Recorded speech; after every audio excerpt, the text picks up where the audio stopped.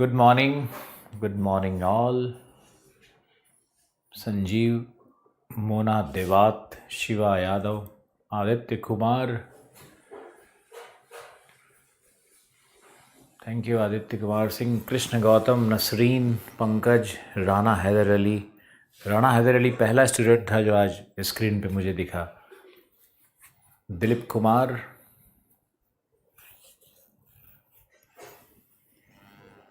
Sweet morning sir, thank you. Pratibha, Shubham, Shilpi Tripathi Pandey, ओ doctor साहब, Manoj Kumar, user Shiva Yadav, love you sir, thank you. Shubham Singh,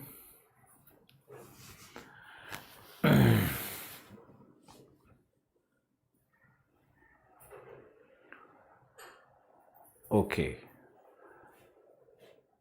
After the class you can call me.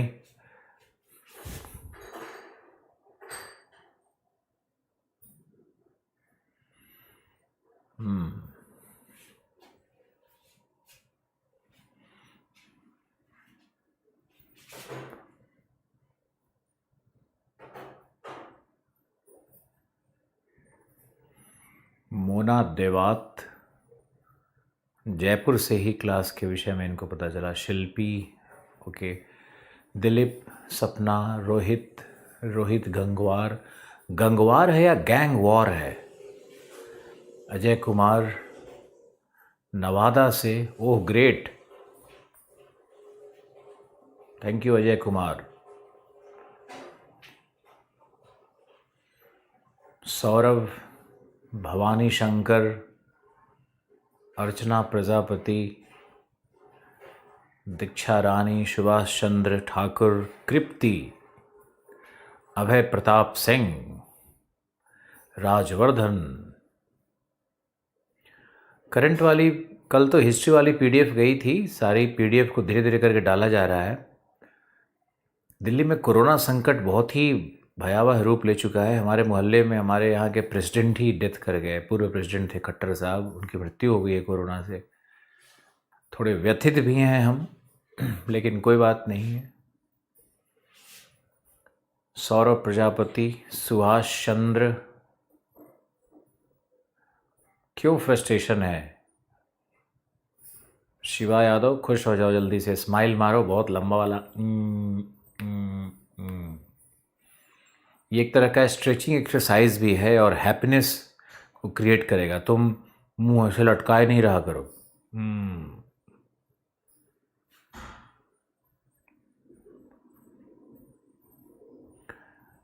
Mona देवात लिख रही हैं, मेरे भैया भी आपसे ही ज्योग्राफी का पढ़ाई किए हैं। ओके शुभम, सुभाष चंद्र, राजीव रंजन, प्रियंका, सौरभ अभी नहा कर आए हैं क्या? Nitin, thank you. होगा, हिंदी लिटरेचर भी होगा।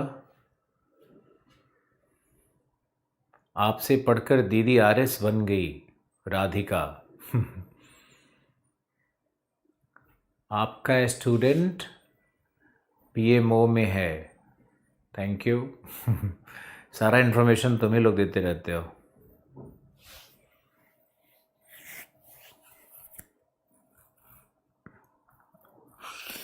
रसिया की नहीं मिली पीडीएफ, रसिया का पीडीएफ अभी डाला नहीं गया है, इसलिए नहीं मिली। हमारे जो मैंने बताया था ना, एकेडमिक हेड थे नीरज भूषण जी, तो नीरज भूषण जी को भी कोरोना हो गया। और दीपावली छठ में हमारे बहुत सारे ऑथर्स, राइटर्स कहीं ना कहीं बाहर निकल गए। अब पीडीएफ आपको नेक्स्ट 5 डेज में सब मिल जाएगा, जो भी जहाँ भी छोटी मोटी कमी रह गई है वो सब मिलेगा। I am very fine. Shailendra, Ankesh, नमस्ते अंकेश, प्रियंका, मैं अच्छा हूँ। Okay, Saurabh Srivastava, hello. Daniel, Sandeep Sharma, आशीष,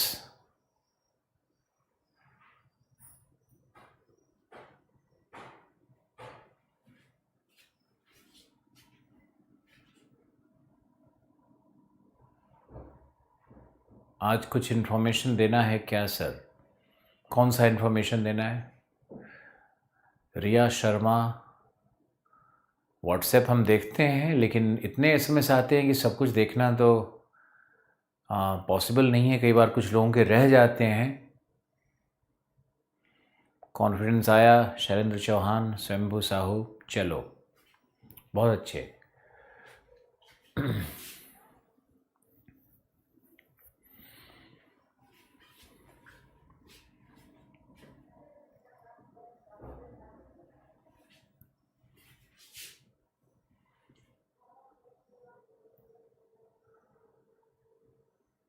बिल्कुल अभय शुक्ला, कमेंट शो हो रहा है। मोहित शर्मा, रिया शर्मा, आ रहा है रिया, बिल्कुल आ रहा है। DK Pandit, thank you Saurabh. Pradyumn, कैसे पढ़ने में जुनून लाएं, शंभू। भूपेंद्र कुशवाहा,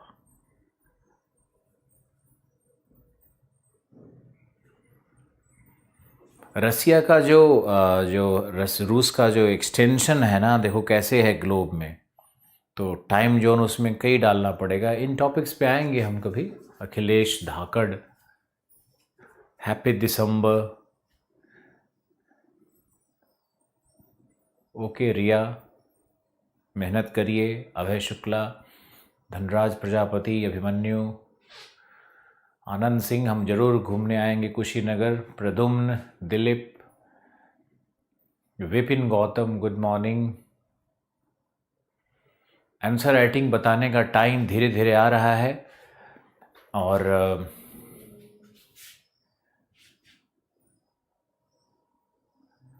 छाया राजपूत, आज कुछ सुना दीजिए क्या? जरूर मिलेंगे। प्रयागराज तो हम आ ही जाते हैं घूमते फिरते। पिछली बार गए थे तो आशुतोष यादव, कृष्णा यादव, दोनों हमारे प्रिय छात्र मिले थे वहाँ पे। अचानक गए थे उनके पास।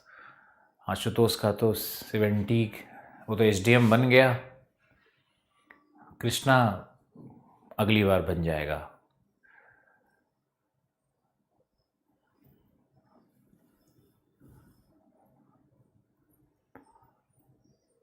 धनराज प्रजापति, प्रयागराज से नमस्कार। Okay, thank you, well done. अब इट्स टाइम फॉर स्टडीज।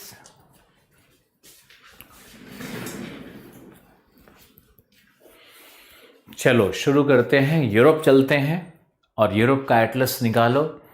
और यूरोप में हमने कल देखा था स्कैंडिनेविया का। ओके, तो यूरोप का पहले मैप निकालो।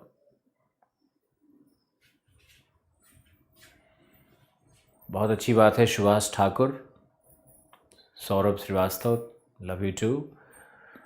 लेकिन एटलस निकालो पहले।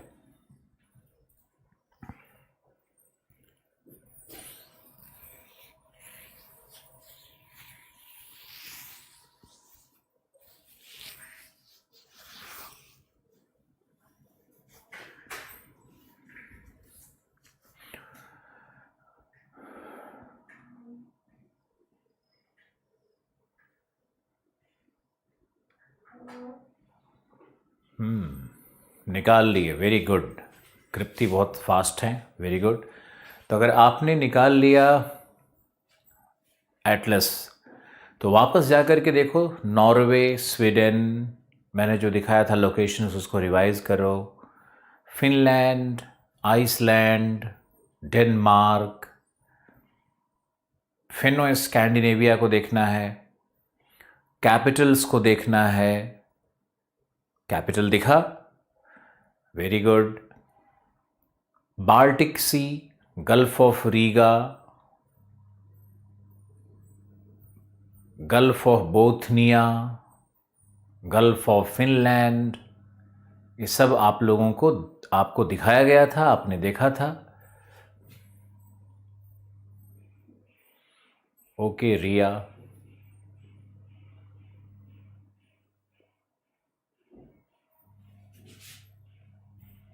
आज का बोर्ड बहुत मस्त लग रहा है। गुड मॉर्निंग प्रेरणा, पुष्पेंद्र। चलो ओके, अब जो आपने लोकेशंस देखे, अब इसमें हम लोग इन्हीं कंट्रीज़ का फिजिकल भी देखेंगे, है ना। इन कंट्रीज़ के फिजिकल लोकेशन पे चलते हैं। तो नॉर्वे पे जाओगे तो नॉर्वे में आपको दिखेगा कॉलन माउंटेन्स, लिखा होगा KJOLLEN। ध्यान से देखो, स्कैंडिनेवियन माउंटेन्स है, वहाँ पे स्कैंडिनेवियन माउंटेन्स लिखा होगा, वहाँ पे कॉलन माउंटेन लिखा होगा।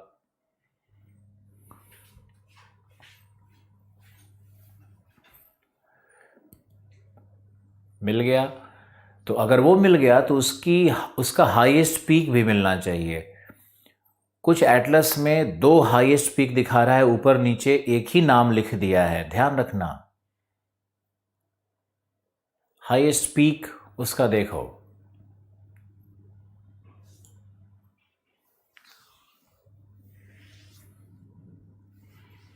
गोल्डपेगैन है।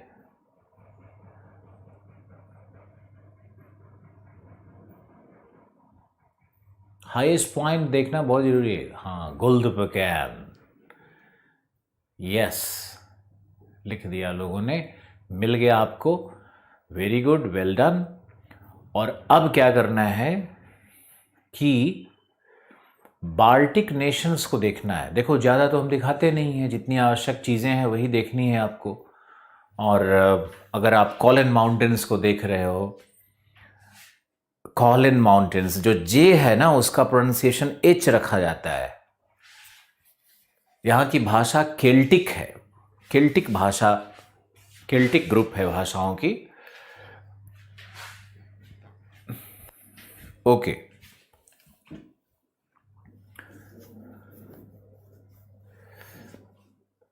अब ये सब जो डार्वे प्लेन्स और लैपलैंड तो मैंने दिखाया था, लैप्सलैंड था।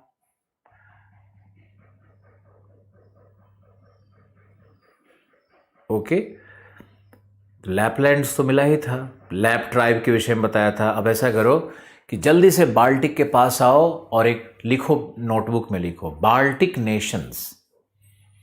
बाल्टिक नेशंस किनको कहते हैं? बाल्टिक नेशंस का मतलब है 3 देश, उसको शॉर्ट में इलाली कंट्रीज भी कहते हैं। इलाली, इलाली का मतलब हो गया इस्टोनिया, लाटविया, लिथुआनिया।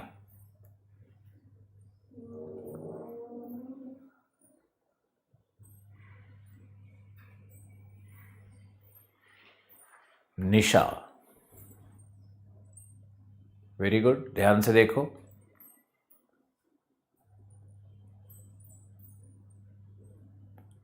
तो आपका इलाली कंट्रीज का मतलब क्या है? ई ला ली, ई इस्टोनिया, ला लाटविया, ली लिथुआनिया। इन्हीं तीनों को बाल्टिक नेशन भी कहते हैं, क्योंकि बाल्टिक तट पर है इसलिए इनको बाल्टिक नेशंस कहते हैं। ये पहले तो ये CIS के पार्ट थे, पहले ये USSR के पार्ट थे, लेकिन अब ये USSR और CIS के पार्ट नहीं है। अब ये तीनों नेशन यूरोपियन यूनियन के पार्ट हो गए हैं, है ना।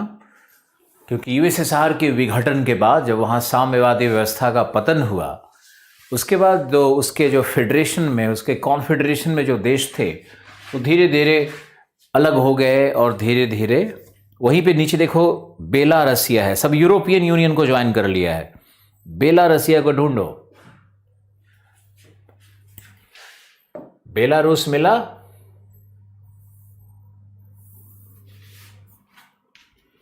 तो अगर बेलारूस मिलता है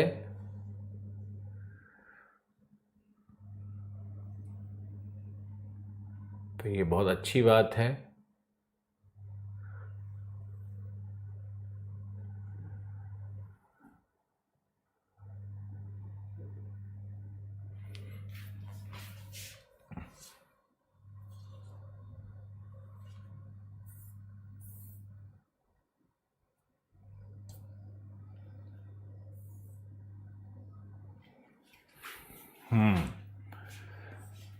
जी, हमारा यूरोप का पॉलिटिकल मैप का दृश्य है।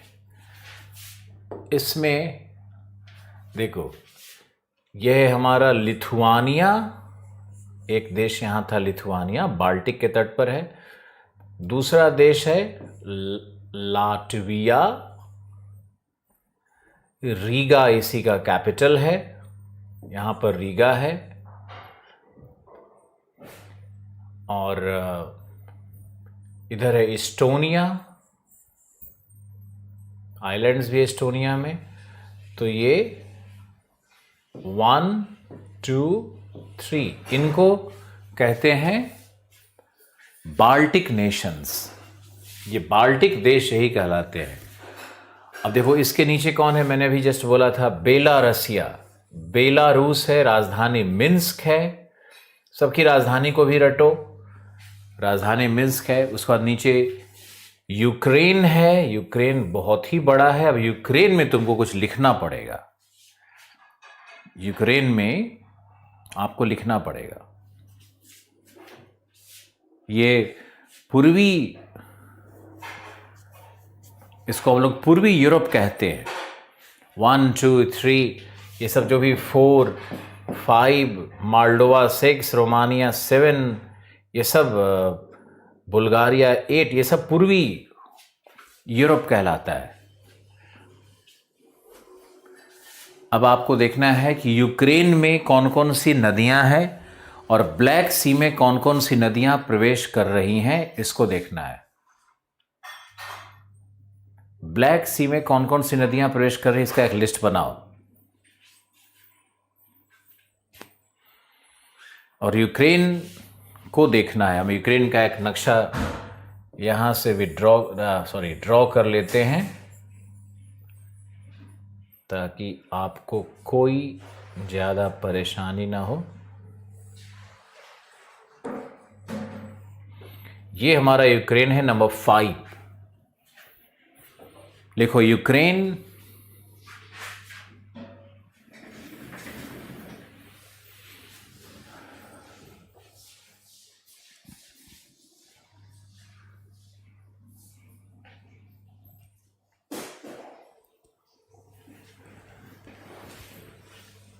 आज नाइजीरिया में 110 किसानों का गला काट दिया गया।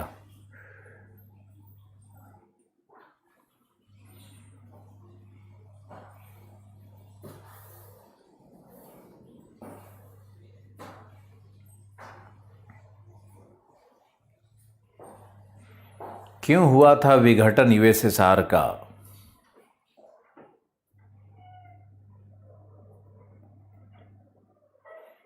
आतंकवादी संगठन ने काट दिया। शेखर झा लिख रहे हैं, दुखी हैं।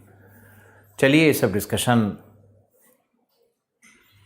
शैक्षणिक क्रम में अगर आता है तो किया जाता है, बाकी ऐसे बैठ के कथा कहानी का कोई मतलब नहीं बनता है। आप देखिए कि ब्लैक सी में कौन कौन सी नदियां जा रही हैं, उनको ढूंढ करके निकालिए पहले, तब पता चलेगा कि यूक्रेन में कौन कौन सी नदियां हैं। Dnieper, निस्तर, bug, don,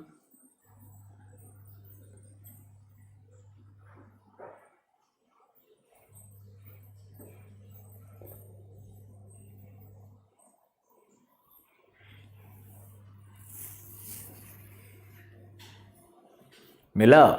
Dnieper, निस्तर, bug, don.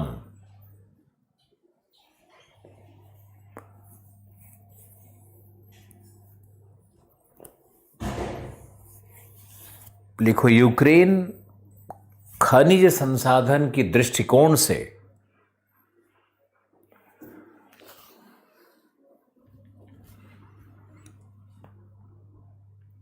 सबसे संपन्न राष्ट्र है।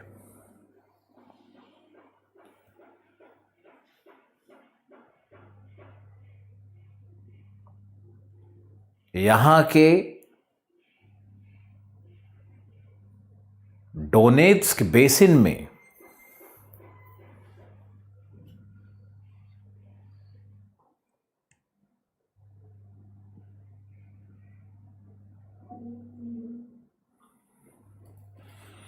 रुचि जैन लिख रहे हैं डॉन नदी कैस्पियन में जा रही है। डैन्यूब इसलिए नाम नहीं लिया क्योंकि डैन्यूब अभी यूक्रेन में ही कंसंट्रेट करो।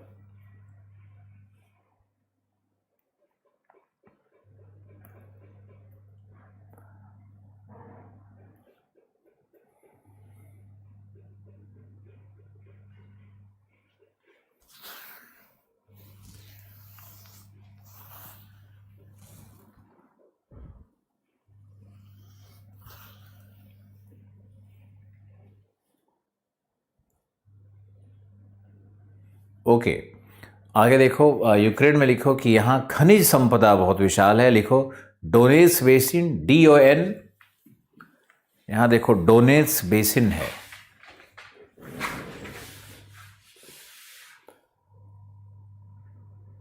यह हमारा नीपर निस्तर,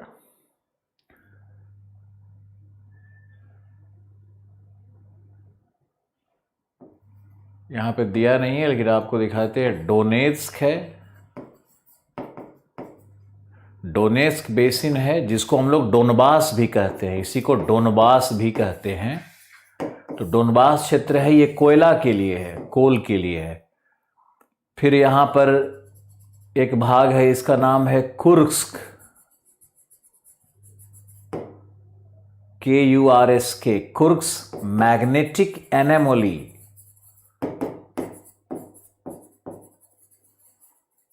कुर्स्क मैग्नेटिक यानी KMA। यूक्रेन में पहला नाम है डोनेट्स्क बेसिन, कोयला। दूसरा है कुर्स्क। यूक्रेन में ढूंढो तो कुर्स्क मिलता है कि नहीं? कुर्स्क मिलेगा। Kursk magnetic anomaly.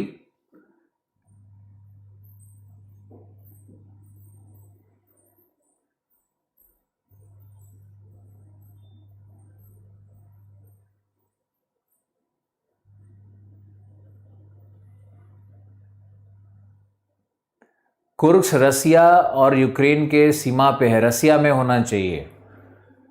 कुर्स्क रसिया में दिखा रहा है क्या?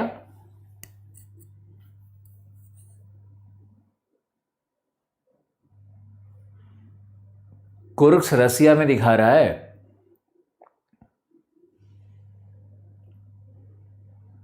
हाँ, तो ये जो कुर्स्क मैग्नेटिक एनोमली है, ये रसिया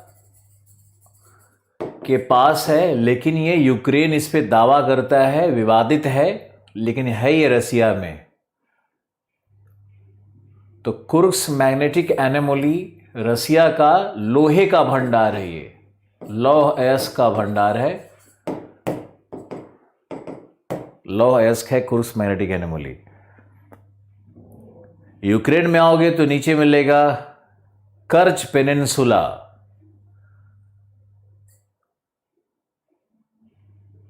कर्च पेनिनसुला, ये नीचे वाला है कर्च।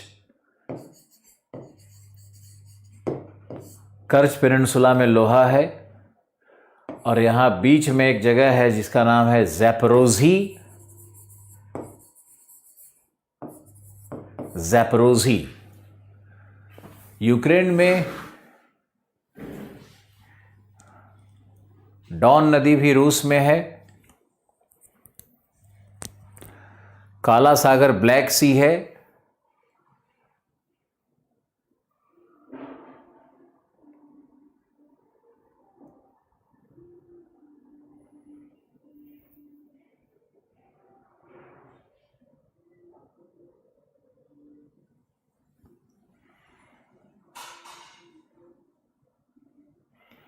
कर्च में मिलता है लोहा, लौह अयस्क का भंडार है।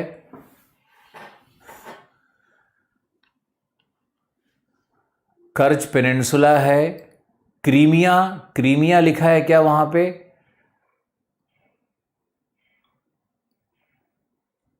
क्रीमिया लिखा है क्या? ओके, वो क्रीमिया का जो प्रायद्वीप है ना, उसमें लौह अयस्क का भंडार है। ज़ैपोरोज़ी है क्या? ज़ैपोरोज़ी है क्या? क्रीमिया से उत्तर जाओगे तो लगभग मध्य यूक्रेन में ज़ैपोरोज़ी है, ज़ैपोरोज़ी सिटी।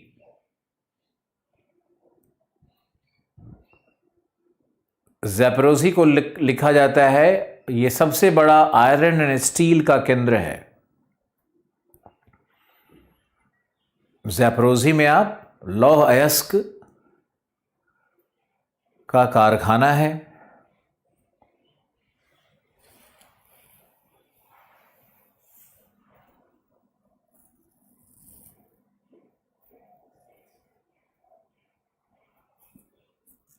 अब लिखो, यूक्रेन गेहूं का सबसे बड़ा उत्पादक है पूरे यूरोप में। यूक्रेन गेहूं का सबसे बड़ा उत्पादक है तथा यूक्रेन को ब्रेड बास्केट भी कहते हैं।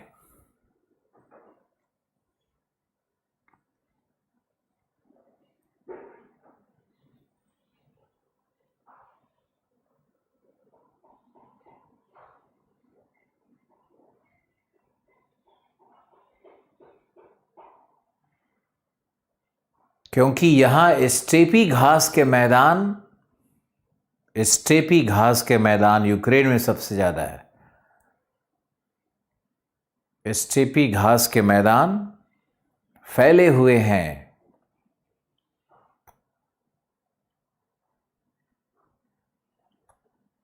तथा यहां की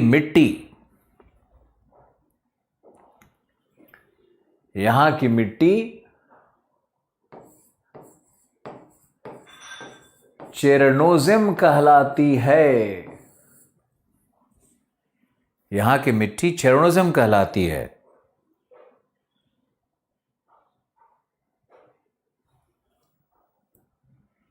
जो काली मिट्टी है, मैंने आपको बताया था पहले भी, जो काली मिट्टी है, black soil of the world कहते हैं।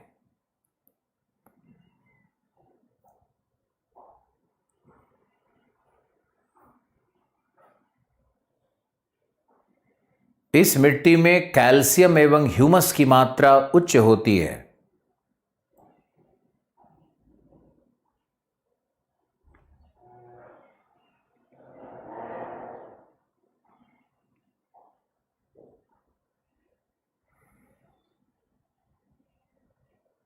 ज्वालामुखी से नहीं, घास के कारण, ह्यूमस के कारण रंग काला है। ह्यूमस के कारण रंग काला है। ह्यूमस क्या होता है? Organic material. घास के सूखने से जो, या जानवर का जो एक्सक्रीटा होता है उसके कारण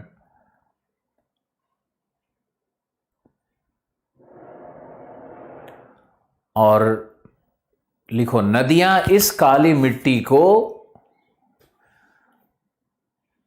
कृष्ण सागर में निक्षेपित करती हैं।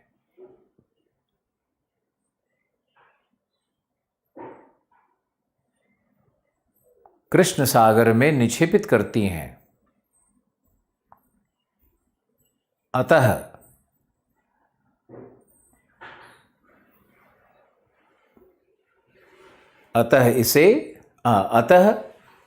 इसका रंग, सागर का रंग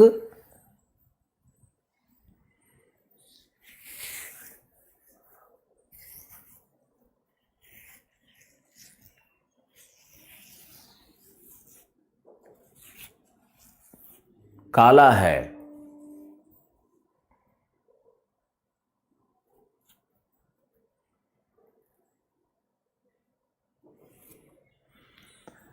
ह्यूमस जब भी होगा ना, तो सॉइल के ऊपरी लेयर यानी ए लेयर में होता है, या कहीं कहीं पे उसको ओ लेयर भी कहते हैं।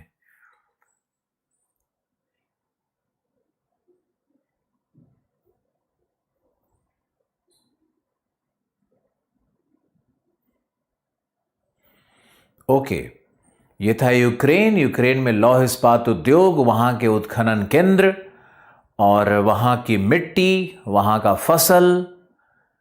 यूक्रेन एक महत्वपूर्ण देश है, लेकिन रूस इन सभी देशों पे बहुत भारी पड़ता है और यूक्रेन पे भी बम गिराने में रूस तो एक ही फॉर्मूला जानता है, कहीं से भी चूं चपड़ हो बस बम गिरा दो, बम की आवाज में उसको समाधान नजर आता है।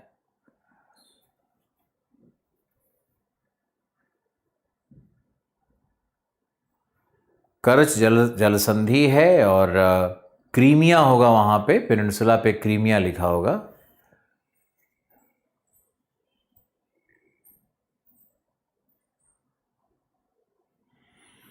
कृष्ण सागर ब्लैक सी को ही कहते हैं पुष्पेंद्र।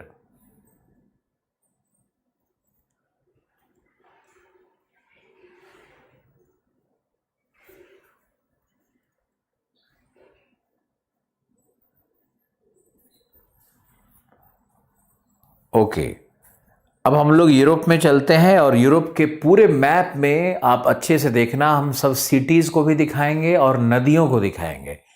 सबसे पहले चलते हैं पोलैंड की ओर। पोलैंड मिला जर्मनी से पूर्व,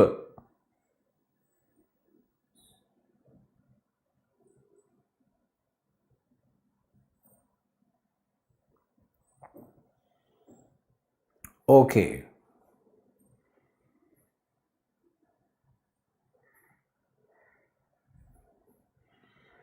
थोड़ा स्लो, मैं स्लो हो जाता हूं, कोई प्रॉब्लम नहीं है। आपका सीखना इंपॉर्टेंट है, मेरा क्लास पूरा होना इंपॉर्टेंट नहीं है। तो आप पोलैंड को देखो, आराम से ढूंढो और वीडियो 5 बार देखोगे तो क्या नहीं होगा। पोलैंड की राजधानी देखो, पॉलिटिकल मैप में ही देखना है। पोलैंड की राजधानी देखो, वार्सा की संधि क्या थी, विश्व युद्ध से क्या संबंध था।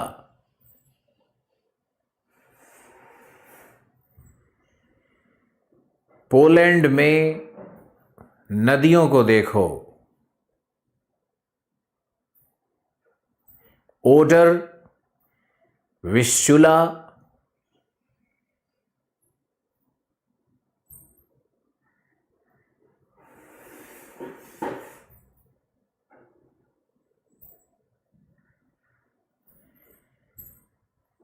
वार्सा के संधि में जर्मनी पर 1919 में हुआ, जर्मनी पर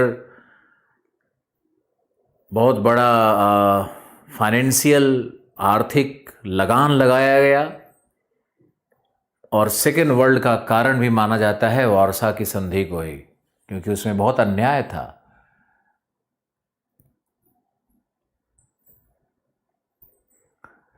आपको यहां पे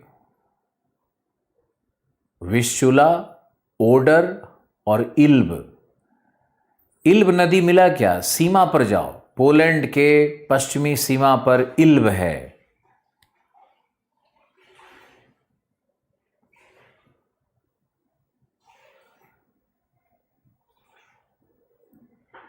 यहां बग रिवर है क्या, bug, BUG, bug.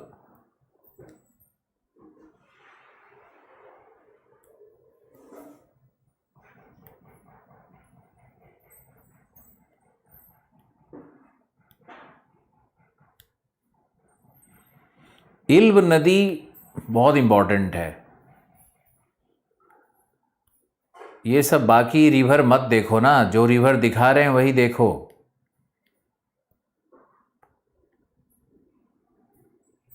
विस्चुला, order, bug, Elbe,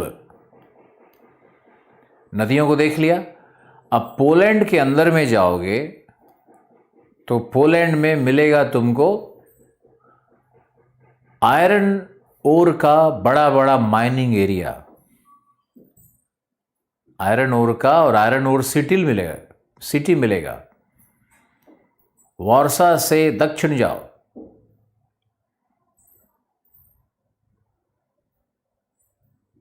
इल्ब Germany में है या सीमा पर है थोड़ा सा,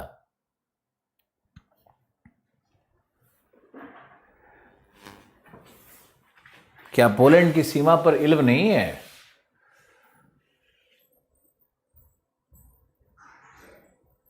नहीं है।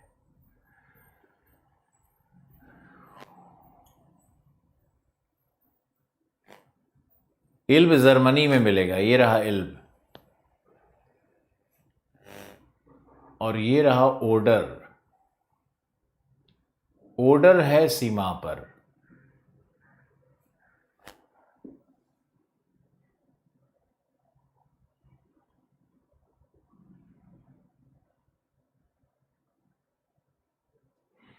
हमारे एटलस में कुछ नहीं है, बड़ा दुखद है।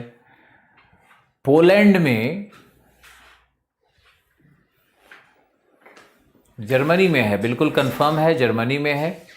इल्व जर्मनी में है, ओडर ही है जो कि सीमा बना रही है। अब यहां पर आपको क्लैरिटी दे देते हैं, बिल्कुल स्पष्टता दे देते हैं कि पोलैंड में ये जो सीमा पे नदी जा रही है वो ओडर नदी है यहां पर, और ये विशुला है।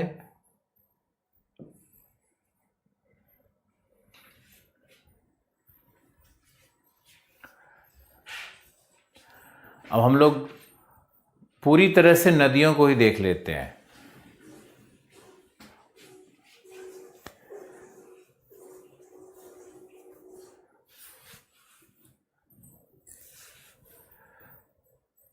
इल्ब भी जर्मनी और पोलैंड की सीमा को टच नहीं करता है।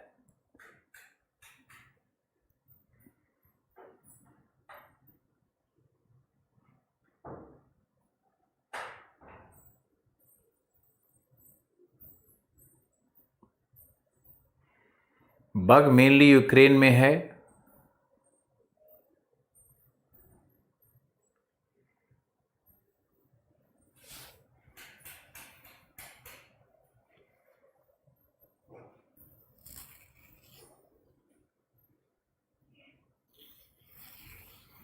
ओके राहुल।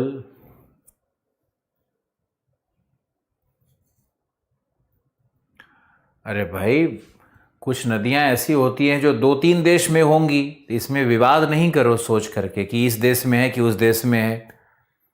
अब मान लो सिंधु नदी है, इंडस नदी है, तो कहाँ कहाँ है वो? तो चीन तिब्बत में भी है, भारत में भी है, पाकिस्तान में भी है।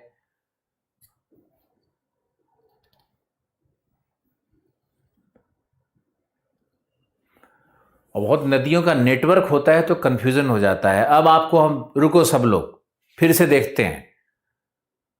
अब मेरी चलेगी, हम तुम्हारा पढ़ पढ़ करके बहुत बोल दिया। अब देखो, सुनो ध्यान से।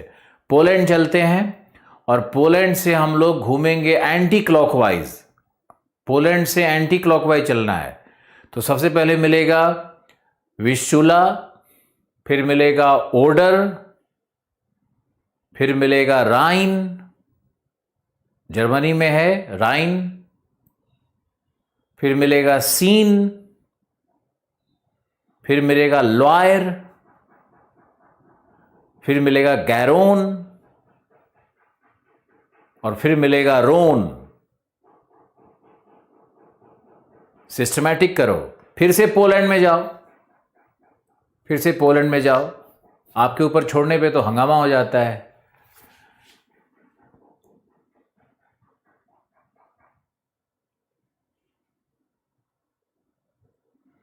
पोलैंड में सबसे पहले मिला विशुला, फिर मिला ओडर,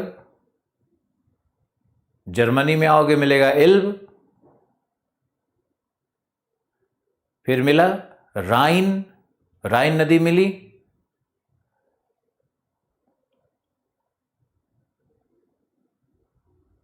राइन, इसमें इल्ब और राइन दोनों जर्मनी में है।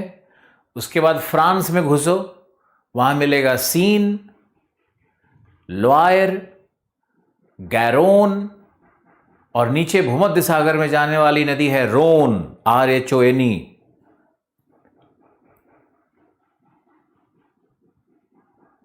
मैंने कहा एंटी क्लॉकवाइज घूम जाओ, सारी नदियां मिल जाएंगी। राइन नहीं मिला।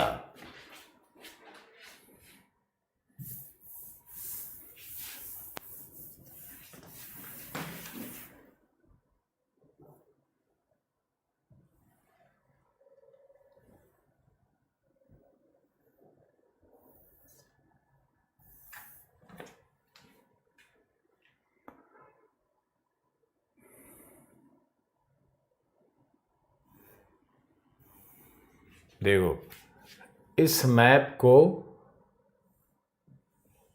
भी देखना है। इस मैप को मैंने ऊपर लगा दिया। अब इस मैप पे हम ड्रॉ कर देते हैं। देखो, ये है रुको रुको, ये है नीपर नदी जो यूक्रेन में है, और ये है निस्तर नदी जो यूक्रेन में है। अब ये रहा हमारा पोलैंड। पोलैंड की नदी है, पहली नदी है विस्चुला। ये देखो, एक जहां पे लिखा ये है पोलैंड में विस्चुला, आगे तो इसमें दिया नहीं है लेकिन आपको दिखा दे। दूसरा है ओडर, ये दूसरा है ओडर। तीसरा यहां पर है इल्ब, ये तीसरा हमने बना दिया। इल्ब जर्मनी में चला गया। अब यहीं से एक धारा निकल के इधर जा रही है, तो लगता है जैसे कि दोनों मिली हुई है, लेकिन मिला हुआ नहीं है। इल्ब जर्मनी की नदी है। फिर यहां देखो, ये है हमारा राइन नदी जो यहां पे जाकर के डेल्टा बनाएगी। ये हमारा नंबर 4 है राइन। पहला क्या था? पहला था विस्चुला, दूसरा है हमारा ओडर, तीसरा है हमारा इल्ब, चौथा है हमारा राइन। और ये फ्रांस में हम आ गए, तो फ्रांस में ये है हमारी 5वीं नदी सीन। फिर ये हमारी है 6ठी नदी लॉयर। फिर ये हमारी 7वीं नदी है गैरोन। और ये हमारी नीचे की तरफ आएगी, ये हमारी नदी है जो नीचे की तरफ आ रही है, ये है हमारी नंबर 8 रोन। 8 है रोन, 7 है गैरोन, 6 है लॉयर, 5 है सीन, 4 है राइन, 3 है इल्ब, 2 है ओडर और 1 है विस्चुला। और एक नदी जो जहाँ से राइन निकल रही है, वहीं से एक बहुत ही लंबी और विशाल और मैसिव नदी है जो इस तरह से जा रही है। ये नदी है हमारा डैन्यूब, यानी नंबर 9। 9 का नाम है डैन्यूब।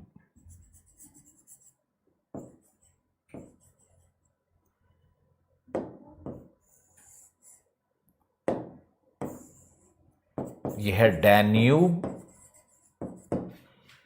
जो कि ब्लैक सी में जा रही है। ये मैंने एरो बना दिया है ताकि आप लोगों को पता चले कि नदी किधर जा रही है। कौन सी नदी किधर जा रही है उसका ये एरो से पता चलेगा। और एक अगर यूरोप में, यहाँ इटली में आओगे तो यहाँ तो दिया नहीं है, लेकिन यहाँ पे पो नदी है।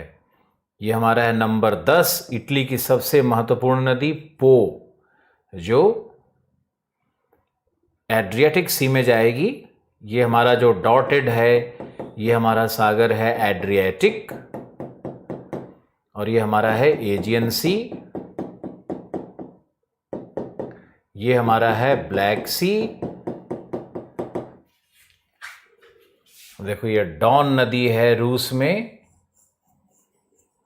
डॉन नदी रूस में है जो जा रही है सी ऑफ अजोव में।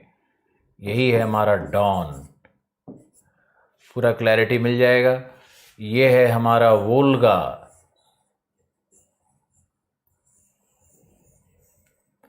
यूरोपियन अपलैंड से निकल रही है। यह है हमारा वोल्गा। ये था हमारा डॉन। तो वोल्गा नदी देखो कहाँ जा रही है? ये जा रही है यहाँ पे कैस्पियन में जा रही है, और यहां से आ रही है हमारी यूराल। ये हमारी है यूराल। अब सारे नदियों को तुम एक साथ देख सकते हो।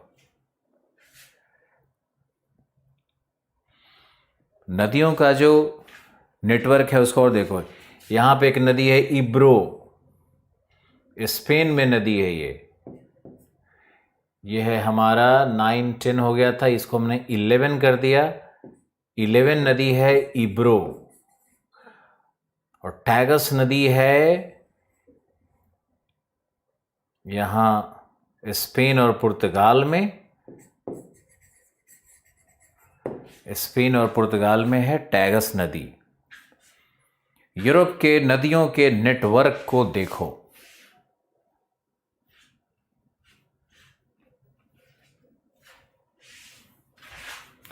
तो इब्रो को हमने दिया था 11 नंबर, टैगस को हम देंगे नंबर 12 और निस्तर को देंगे 13, नीपर को देंगे 14, डॉन को देंगे 15 और वोल्गा को देंगे 16। यूराल को दे देते हैं 17।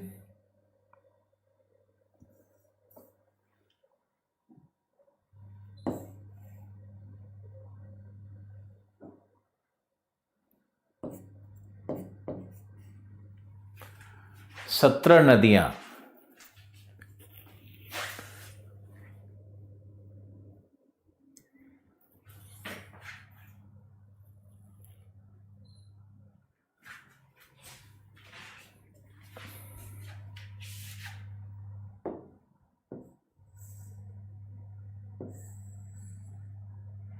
इब्रो का डायरेक्शन ये है, हमारी इब्रो नदी यहाँ है। इब्रो इधर जा रही है भूमध्य सागर में। जो हमारा नंबर 11 था जिसको हमने इब्रो लिखा, ये भूमध्य सागर में जा रही है। सारी नदियां मिली या नहीं? ये 17 नदियों का जो नेटवर्क है ना, ये 17 नदियों के नेटवर्क को अच्छे से याद करो। अब बताओ, इन नदियों पर कौन कौन से बड़े बड़े नगर स्थापित हैं? यूरोप से बहुत पूछता है।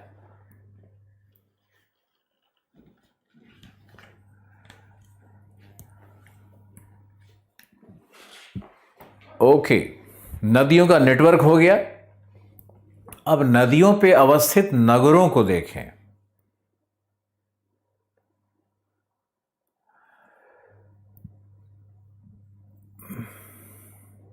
पोलैंड से चलते हैं। खुद से लिस्ट बनाओ, नहीं तो फिर खड़ा होकर हम बोलेंगे। खुद से सर्च करना बहुत जरूरी है, एक्सरसाइज है ये। मैप याद रखने का एक अल्टीमेट फॉर्मूला है कि आप एक्सरसाइज करो। मैथ्स कैसे आता है आपको, गणित कैसे बनाते हो, आप एक्सरसाइज करते हो।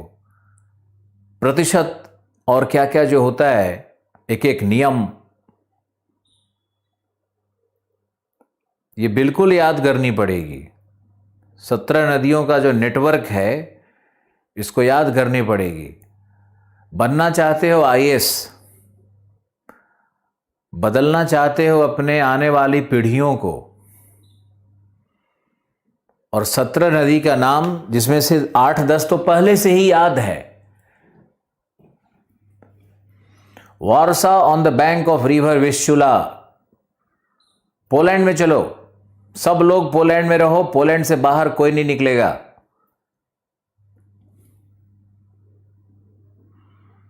आठवां नदी है रोन, RHONE।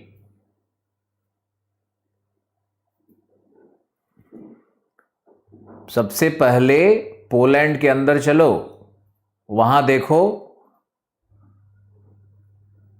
वारसा कैपिटल है, लेकिन वहां 2 बड़े बड़े लौह इस्पात नगर हैं। क्या वहां पे कार्बोटाइस करके कुछ है? क्रावोटाइस, स्पेलिंग शुद्ध लिख करके भेजो मेरे पास।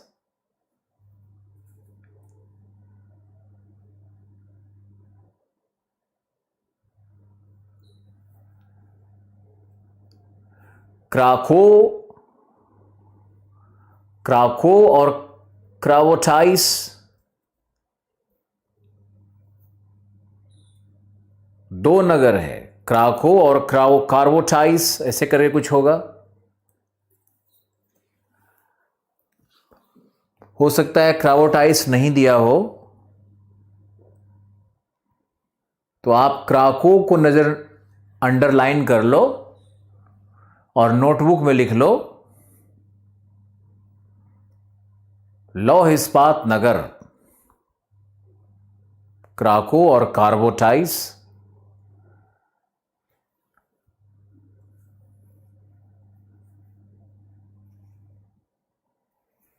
उसका नाम कैटोविस भी है। कैटोविस है क्या?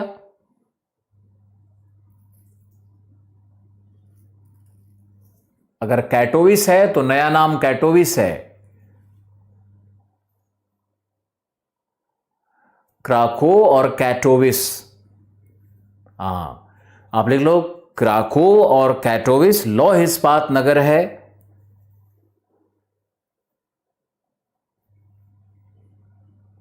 जो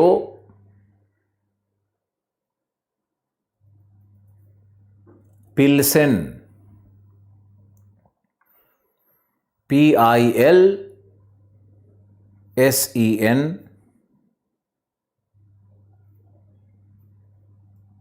जो पिल्सेन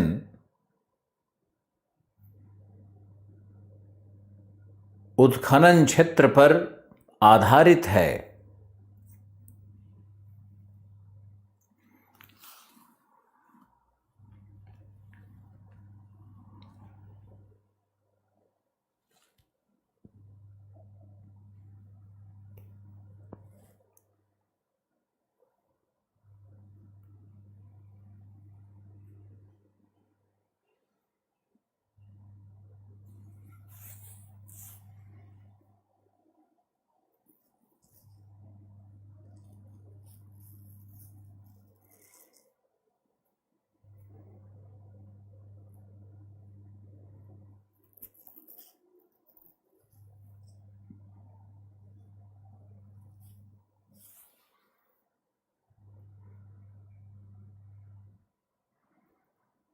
नाइन नंबर की रिवर डैन्यूब लिखा है ना, डैन्यूब है नंबर 9।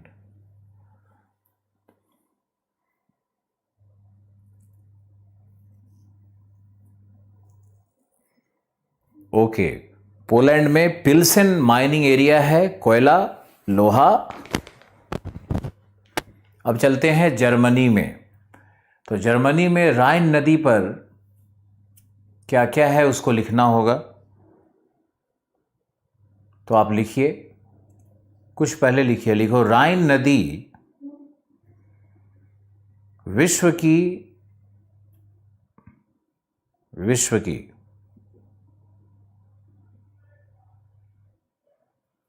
सघनतम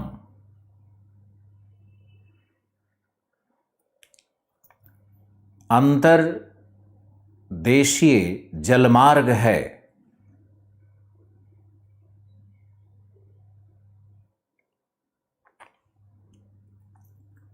यह एक भ्रंश रेखा से निकलती है, भ्रंश रेखा से निकलती है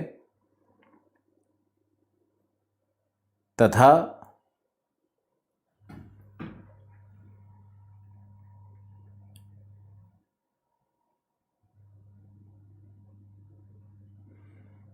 इसकी उत्पत्ति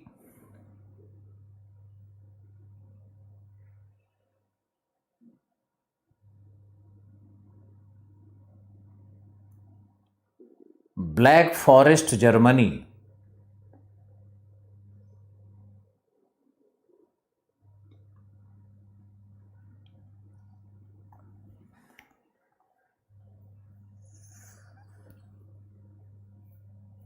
से होती है।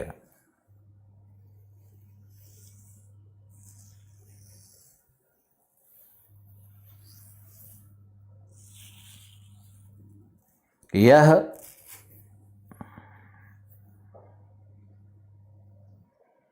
जर्मनी के प्रमुख उत्खनन क्षेत्रों से निकलती है।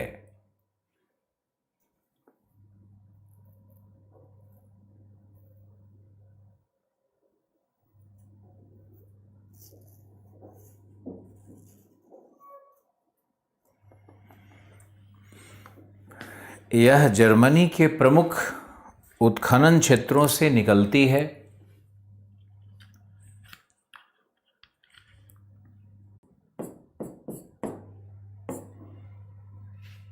जर्मनी के दक्षिणी भाग में इर्जबर्ग, ERZBERG, इर्जबर्ग पर्वत है।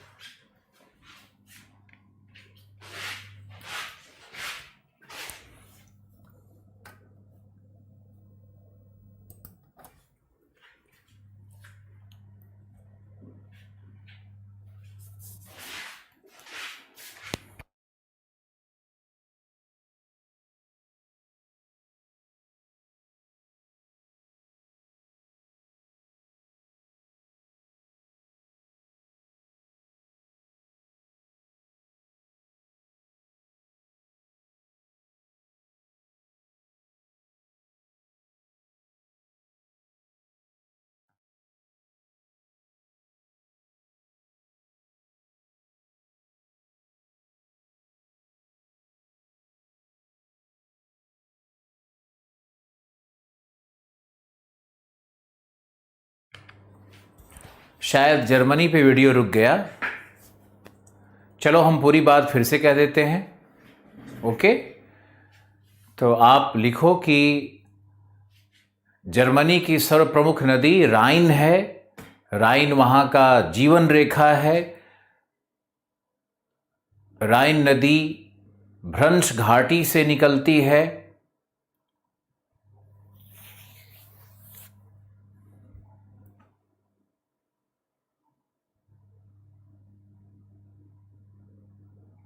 राइन नदी भ्रंश घाटी से निकलती है।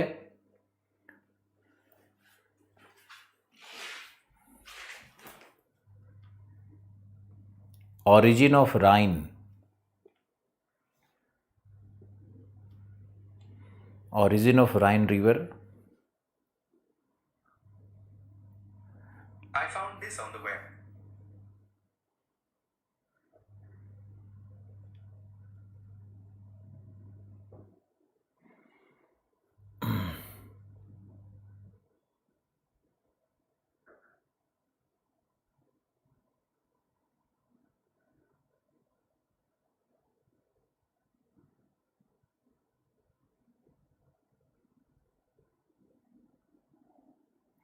देखो, यह नदी स्विस आल्प्स के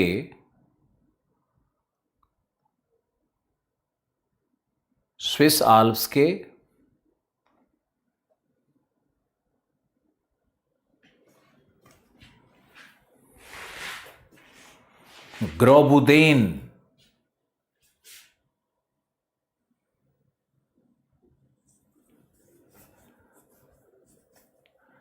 स्विस आल्प्स के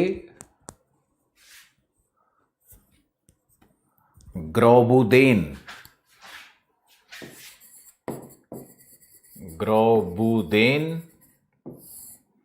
नामक स्थान से निकलती है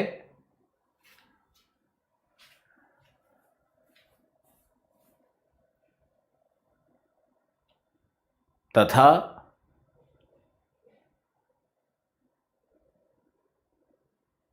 एक शाखा ब्लैक फॉरेस्ट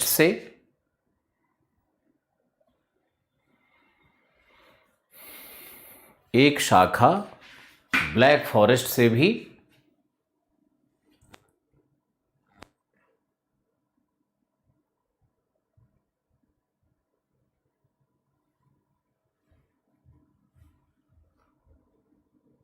क्या हो रहा है ये?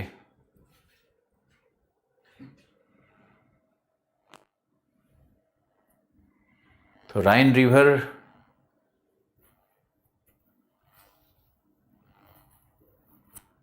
यहां तो सब ठीक चल रहा है, यहां तो कोई प्रॉब्लम नहीं है। लाइट है ही, इंटरनेट है ही, ऐसा होना तो नहीं चाहिए।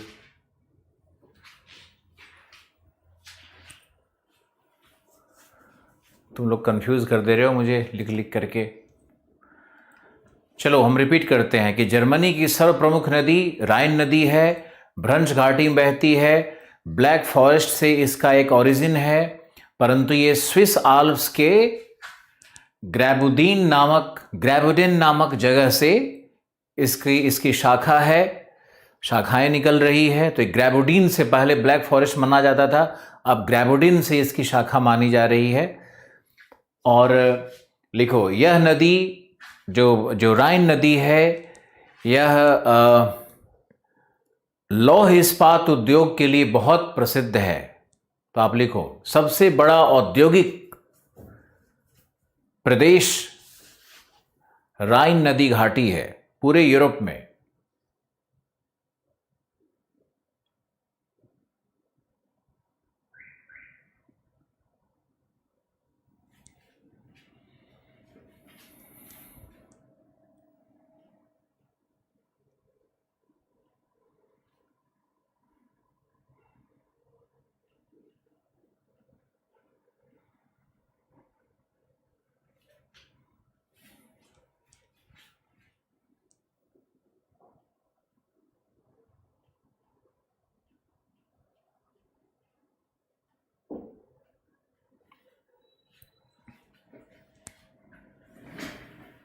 ओके, तो अब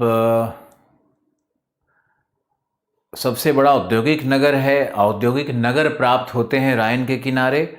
लिखो, लौह इस्पात उद्योग के विकास का कारण क्या है?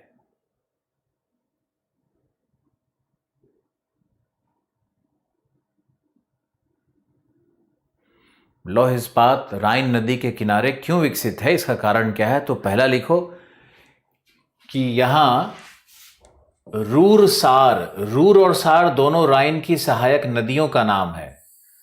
रूर और सार क्षेत्र से कोयला प्राप्त होता है, जबकि इर्जबर्ग माउंटेन, बर्ग किसी भी माउंटेन को कहते हैं, इर्जबर्ग माउंटेन जो पठार जैसा होता है उसको बर्ग कहते हैं।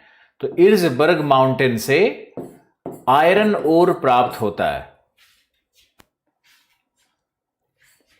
आप लोग ऐसा करो, जर्मनी के भौतिक मैप को पलटो। अब यूरोप के भौतिक मैप को देखते हैं। नहीं, रुक जाओ, भौतिक मैप अभी नहीं देखो, सिटीज ही देखते हैं, नहीं तो कंफ्यूजन बहुत हो जाएगा। इसलिए पहले हम लोग सिर्फ राइन नदी को देखें तो अच्छा है, लिखने का काम करते रहो। लौह इस्पात विकसित है क्योंकि कोयला रूर सार से और आयरन ओर इर्जबर्ग माउंटेन से प्राप्त होता है। अब तुमको देखना है कि राइन पे कौन कौन से सिटीज बने हुए हैं। तो आप देखो, सबसे पहले म्यूनिक, दक्षिणी जर्मनी का सिटी है म्यूनिक, लेकिन यह राइन नदी पर नहीं है।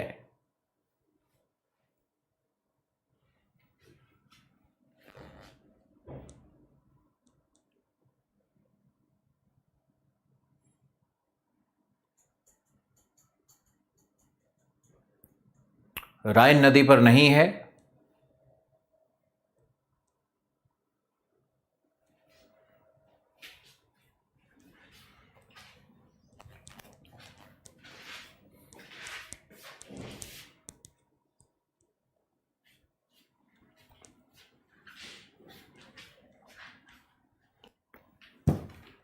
क्या हो रहा है सब लोग? हाँ, लिख तो रहा है। तो राइन नदी पे नहीं है म्यूनिक, लेकिन मिलना बहुत जरूरी है। म्यूनिक वहां का कल्चरल कैपिटल है। आप पहले म्यूनिक लिखो ना, म्यूनिक वहां का कल्चरल कैपिटल है, सांस्कृतिक राजधानी है।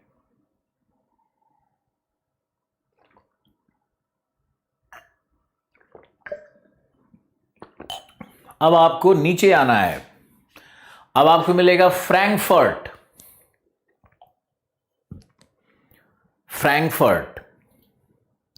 ये राइन वाटरवे पे है, लेकिन राइन नदी पर नहीं है। फ्रैंकफर्ट भी राइन पे नहीं है, राइन वाटरवे पे है। फ्रैंकफर्ट मिला। फ्रैंकफर्ट ऑन मीन कहते हैं, मीन नदी है।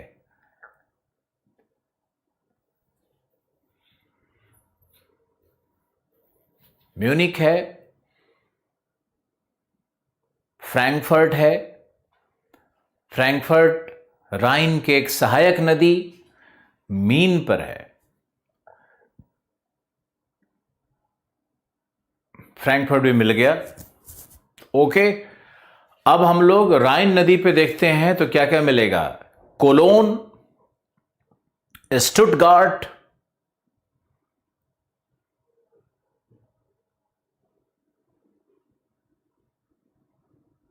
कोलोन मिला, लिखा होगा कोलोगनी, पढ़ते हैं कोलोन। स्टुटगार्ट, बाकी नाम तुम बताओ।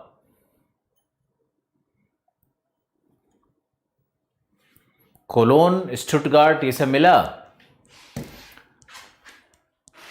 जर्मनी की राजधानी,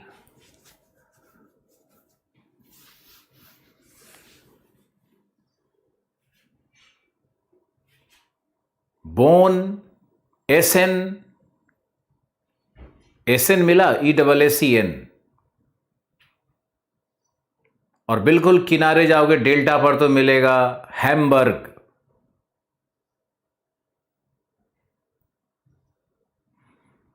colon, एसेन, Stuttgart, bone, Hamburg. Delta की तरफ जाओगे तो मिलेगा हैम्बर्ग।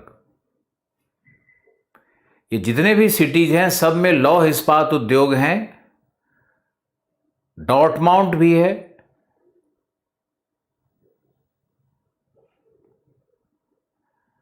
हैम्बर्ग इल्बी पे है, इल्ब नदी पर हैम्बर्ग है। कुछ लोग लिख रहे हैं।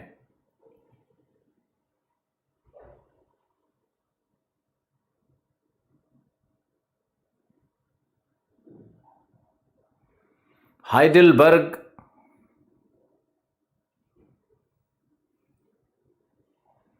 हैम्बर्ग इल्ब पे है। कोलोन, स्टुटगार्ट, हैम्बर्ग, ड्रेसडेन, ये कहां कहां देख रहे हो आप। राइन पर जो, राइन नदी पर जो सिटीज हैं उसका सीक्वेंस बनाओ।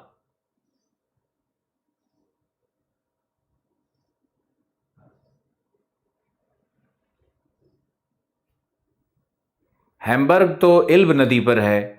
देखो, कोलोन है, स्टुटगार्ट है, एसेन है, बोन है, और इसके मुहाने पे नदी पे जाओगे तो रोटरडैम मिलेगा। रोटरडैम लेकिन जर्मनी में नहीं है। रोटरडैम तो हॉलैंड में है, नीदरलैंड्स में है।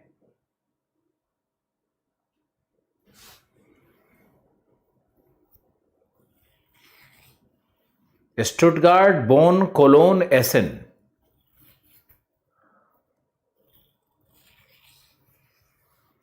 सब में आयरन एंड स्टील, सब में ऑटोमोबाइल, सब में शिप बिल्डिंग।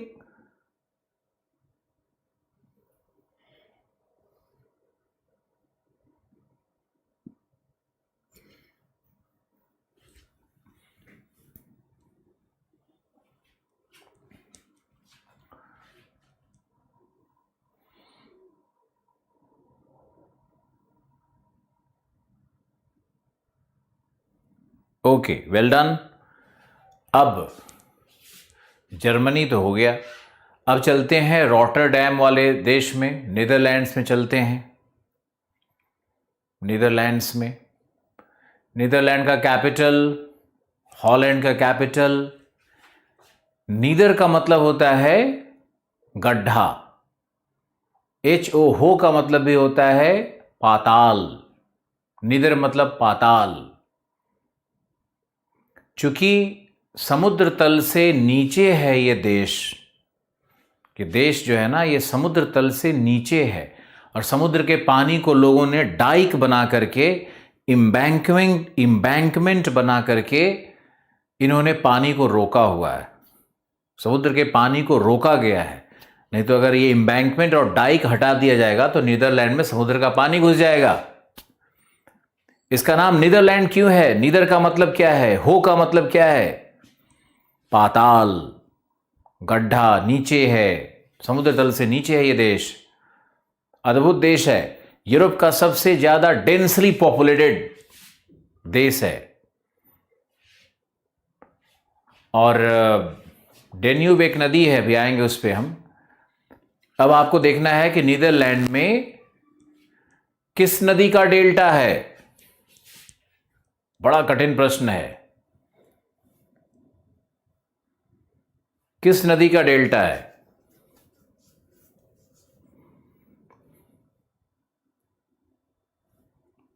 राइन नदी। इसमें भी सोच रहे हो? अभी तो देखा था राइन नदी का डेल्टा है। और अब देखो आप कि नीदरलैंड का capital Amsterdam. Amsterdam.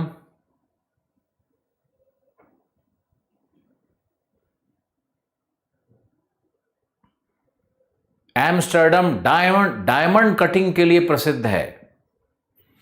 Diamond cutting के लिए नीदरलैंड्स बहुत प्रसिद्ध है।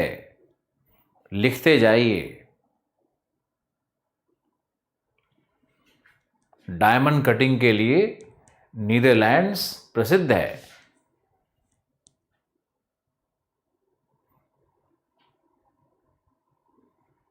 ओके।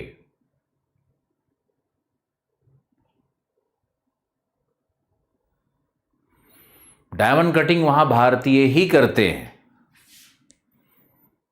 सूरत में भी डायमंड कटिंग इंडस्ट्री है, यहां भी है।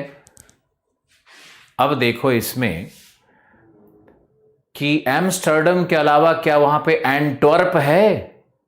एंटवर्प सिटी का नाम है, एंटवर्प। इसमें तो कुछ है ही नहीं, हम क्या दिखाएं। मैप हमने गलत सिलेक्ट कर लिया है, लेकिन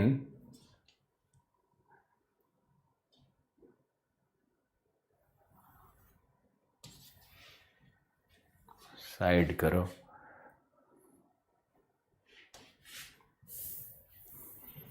एंटवर्प सिटी तो नहीं दिखा रहा है।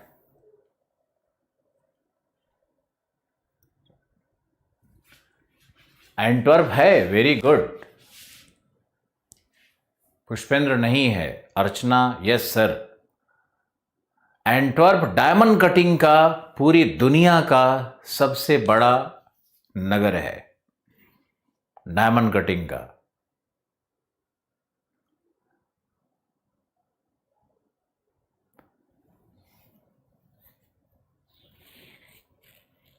एंटवर्प बेल्जियम में है।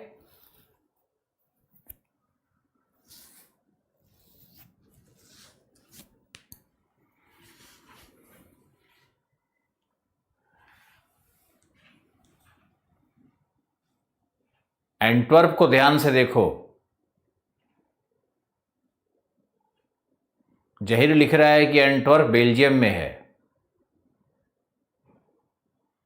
पुष्पेंद्र लिख रहा है बेल्जियम में है। अर्चना बेल्जियम में है।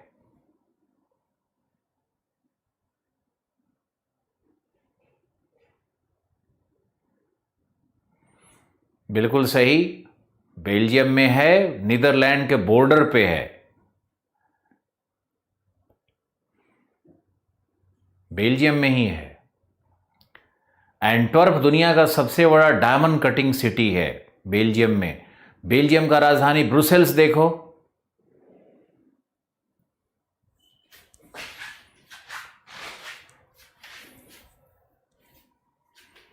ब्रुसेल्स।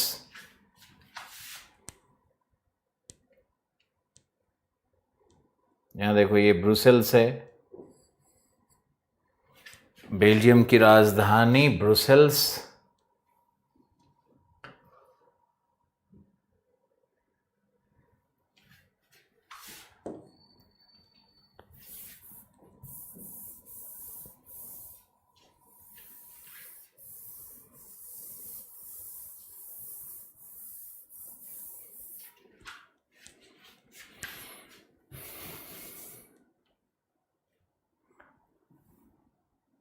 और बेल्जियम में एक और सिटी है जिसका नाम है lease.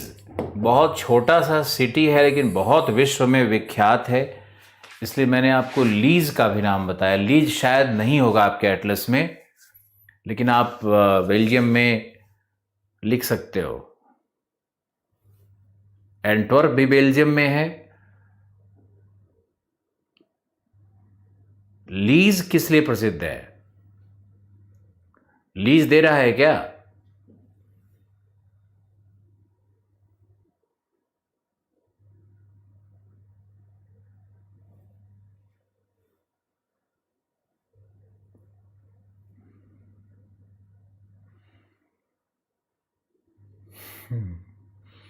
Thank you Rajiv Ranjan, उसकी ज़रूरत नहीं है। आप खोजिए, मैप तो ढूंढना पड़ेगा आपको। तो ये लीज मिला नहीं मिला?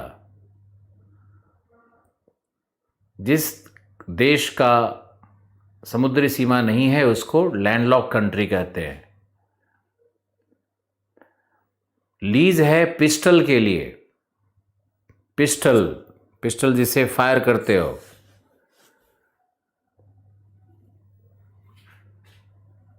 पिस्टल के लिए लीज को जाना जाता है। अब आप आइए फ्रांस में, फ्रांस में आइए।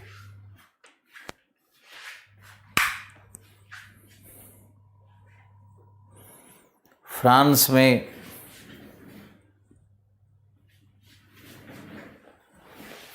में लिखिए,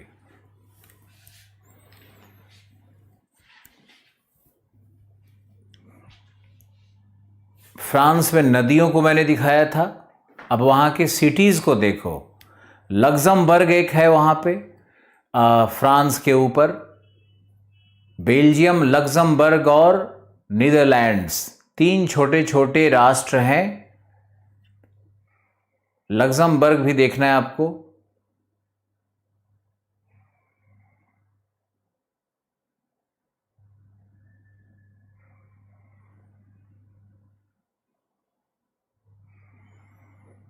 हेग कहाँ है? हेग मिला था आपको? तीनों राष्ट्रों को फिर से देखिए, यूरोप के बहुत महत्वपूर्ण हैं।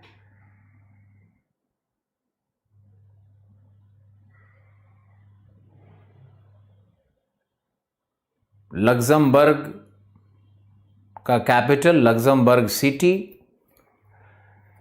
ये जो 3 देश हैं उसको हम लोग कहते हैं बेनिलक्स कंट्री,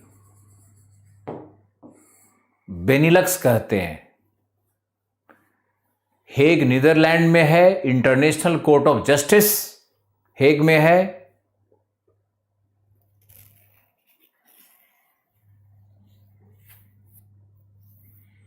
क्रिस्टल नहीं, पिस्टल। लीज को मैंने बताया पिस्टल, PISTOL। पिस्टल मतलब वो फायर करने वाला, जो बिहार के मुंगेर में भी बनता है।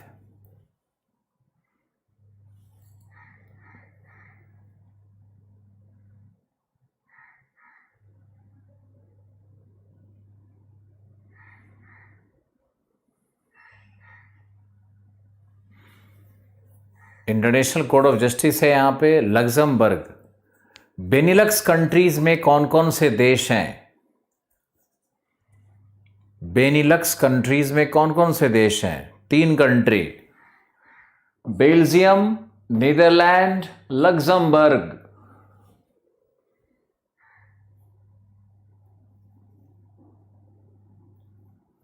3 देश है।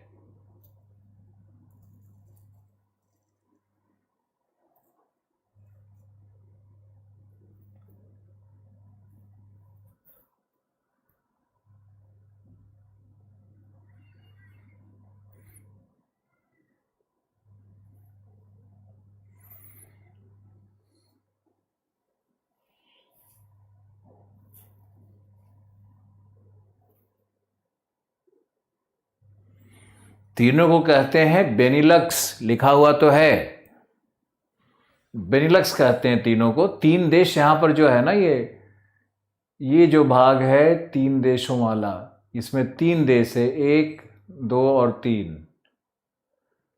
3 देश यहां पर है। अब आओ फ्रांस में।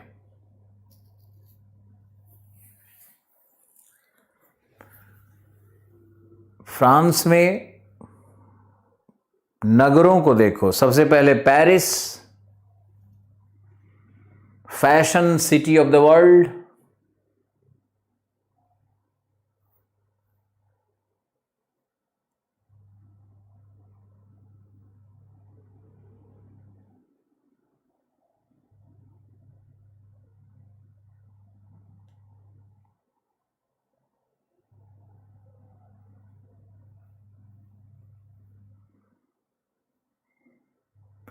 बेनिलक्स कंट्री क्यों कहते हैं? क्योंकि बी से तीनों का नाम जोड़ दिया है भाई।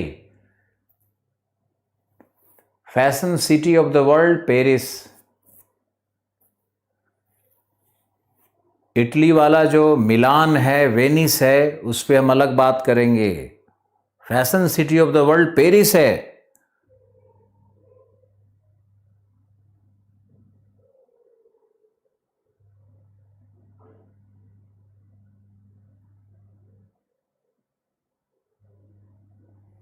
शेखर झा, बोला जाए।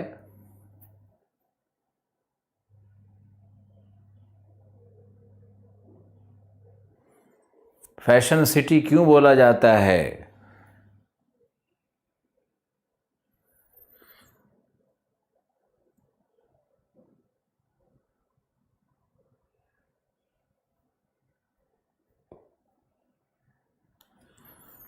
फैशन क्या होता है?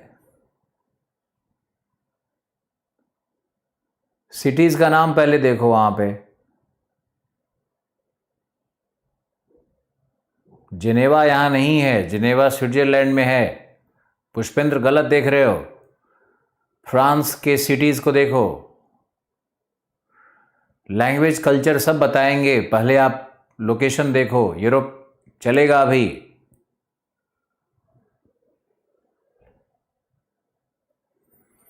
सीन नदी पर पेरिस है। तट पे जाओ, कोस्ट ऑफ ब्रितानी पे जाओ। नैंटीज, लियोन,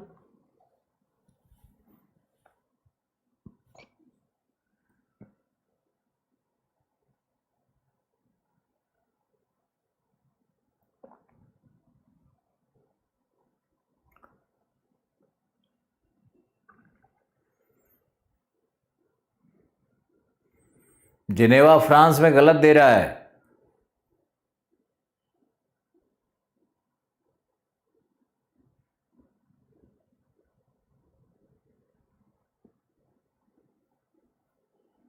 अभी तो कुछ लिखवाया नहीं है। बीच बीच में कहीं कहीं कुछ कुछ लिख सकते हो।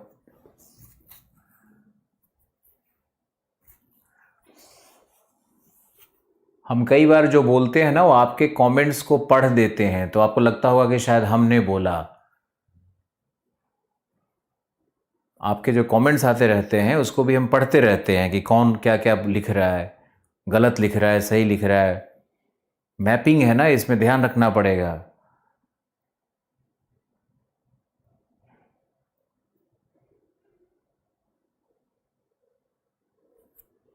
फ्रांस में जिनेवा दिया हुआ है गीता जी, आप उसको काट दीजिए। इसी तरह के कारण कंफ्यूजन हो जा रहा है मैपिंग में। आप लोग जो देख रहे हो उसको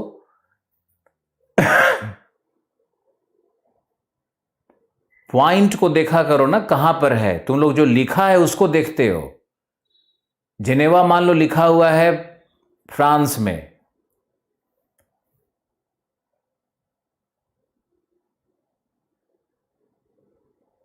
उसका पॉइंट कहां दिया हुआ है?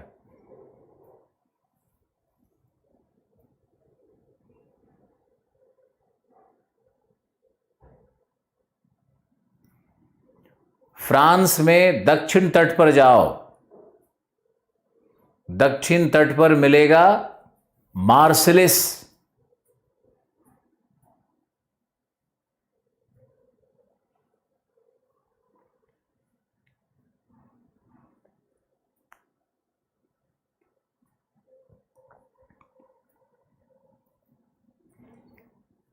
मार्सिलिस मिला?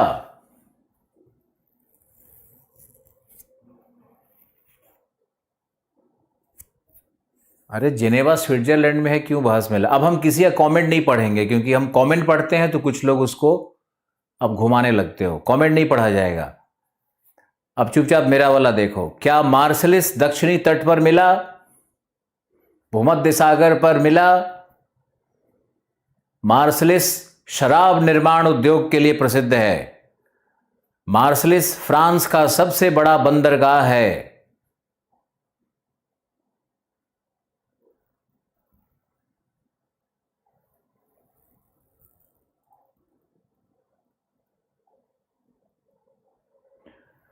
जिस सिटी के लिए स्क्वायर होता है या स्टार होता है वो कैपिटल होता है।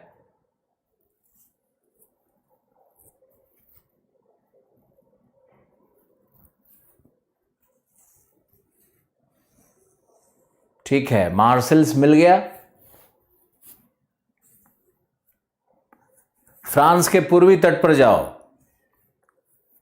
पूर्वी तट पर 2 सिटी मिलेगा।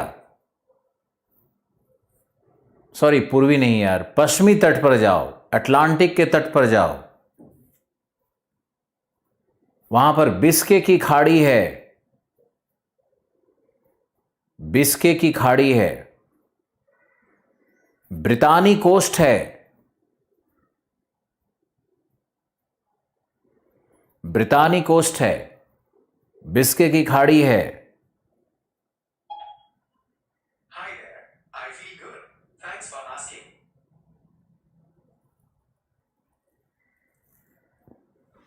वहां पर मिला 2 सिटीज फ्रांस के इस भाग में। एक मिलेगा बोर्डियोक्स, बे ऑफ बिस्के की खाड़ी के पास है बोर्डियोक्स।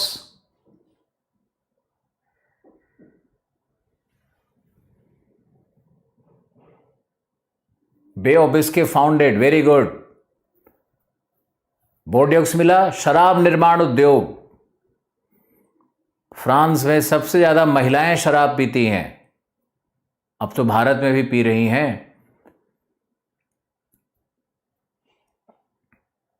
बोर्डियोक्स शराब निर्माण उद्योग। Bay of Biscay, बोर्डियोक्स।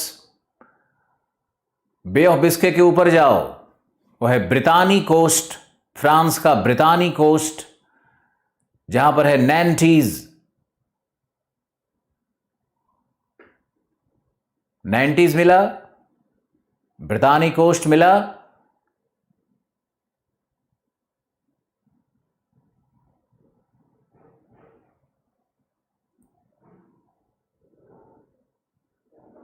Okay, very good. France से पूर्व जाओ, छोटा सा देश है स्विट्जरलैंड। वहां पर एक झील है जिसका नाम है जेनेवा झील, लेक जेनेवा।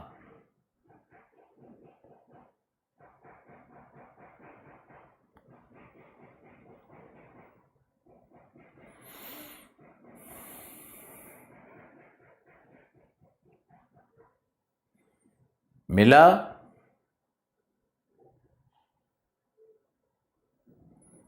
लेक जेनेवा मिल गया। लेक जेनेवा पर कौन सा सिटी है? बर्न कैपिटल है। स्विट्जरलैंड का कैपिटल बर्न है।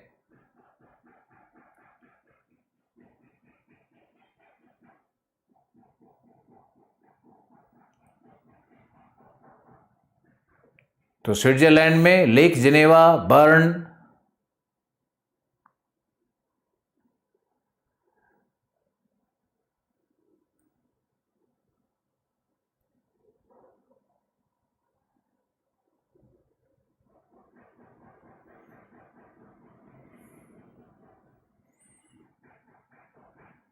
ज्यूरिक मिला। Zurich city.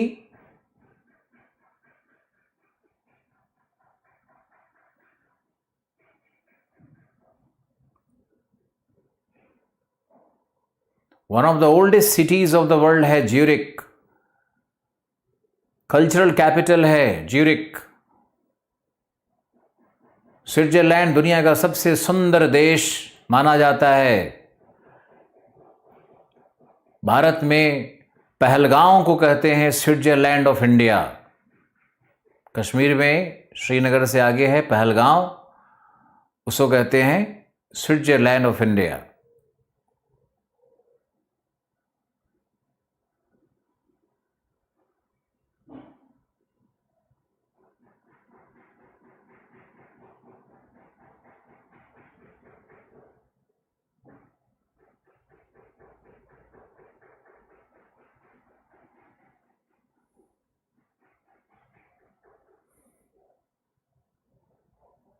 WHO का मुख्यालय कहां है? वर्ल्ड हेल्थ ऑर्गेनाइजेशन WHO का हेडक्वार्टर कहां है? फीफा का हेडक्वार्टर कहां है? वर्ल्ड इकोनॉमिक फोरम कहां होता है?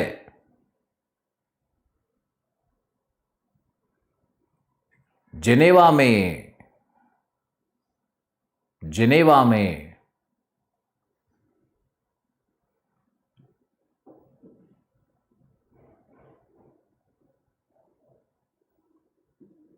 बिल्कुल सही।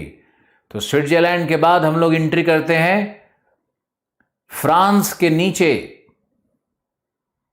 फ्रांस के नीचे है आइबेरियन देश। आइबेरियन देश कहते हैं इनको। अपने एटलस पे लगे रहो। भौतिक मैप हमने नहीं दिखाया है, लेकिन आपको दिखा देते हैं यहां पर कि यह है हमारा स्पेन और उसके इधर है हमारा पोर्चुगल या पुर्तगाल, पहला और दूसरा। इसको कहते हैं आइबेरियन देश। आइबेरियन देश दो हैं।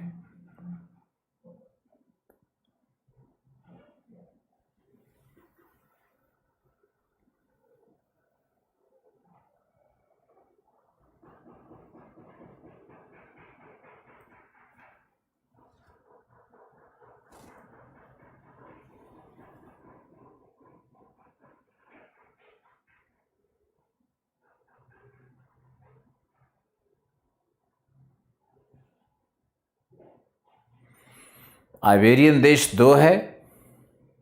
पहला है स्पेन, दूसरा है पुर्तगाल।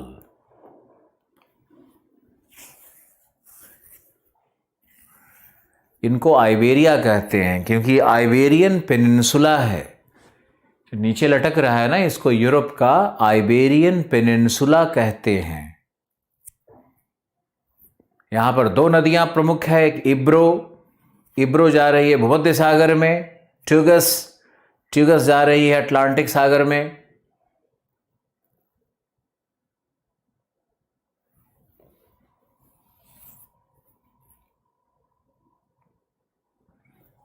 आइबेरियन कंट्री में एक और आएगा एंडोरा। नितिन ब्रावो। एंडोरा एक बहुत छोटा सा देश है, मक्खी के बराबर। मिला क्या?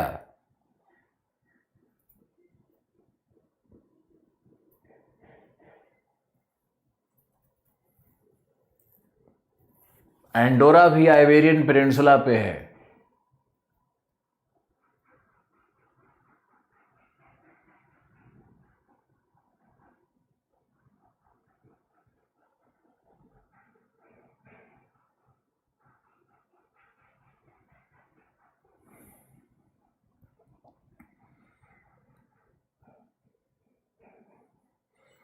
यानी आइबेरियन प्रायद्वीप पर 3 देश हो गए, एंडोरा, स्पेन, पुर्तगाल। 2 नदियां, महत्वपूर्ण नदियां बता दिया मैंने। अब स्पेन की राजधानी देखो, मैड्रिड। मैड्रिड किस नदी पर है? मैड्रिड किस नदी पर है? लगाओ खोपड़ी।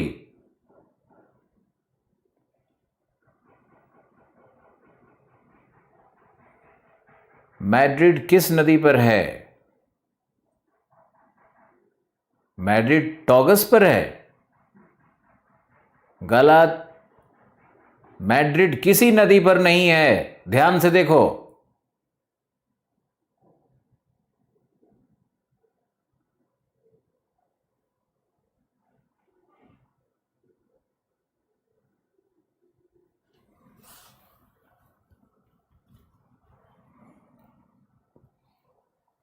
हे भगवान, सब नदी का नाम लिख के भेज दिया।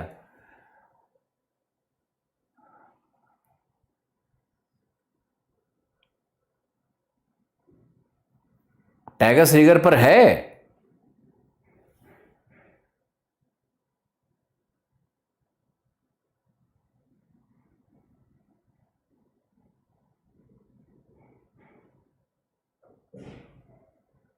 टैगस से दूर है।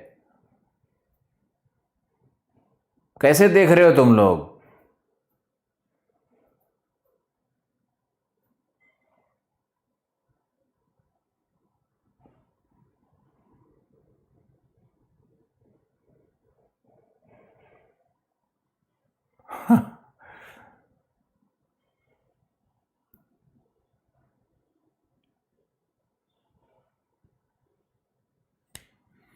टैगस नदी पर तो लिस्बन है।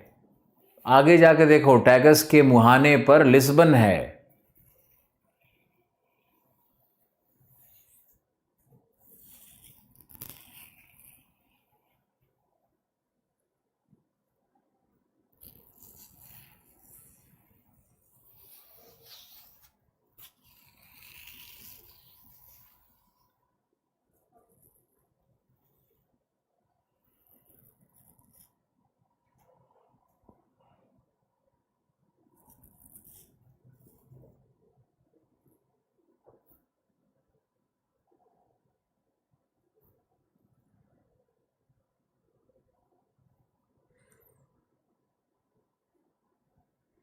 ओके, अब चलते हैं और इटली चलते हैं। इटली, इटली के प्रायद्वीप को देखो। पॉलिटिकल मैप में देखना है। जहां पर पो नदी है, पीओ, पो नदी देखा होगा आपने। पो नदी घाटी इटली की सबसे बड़ी, लिख लो, पो नदी घाटी इटली की, या इटली का सबसे महत्वपूर्ण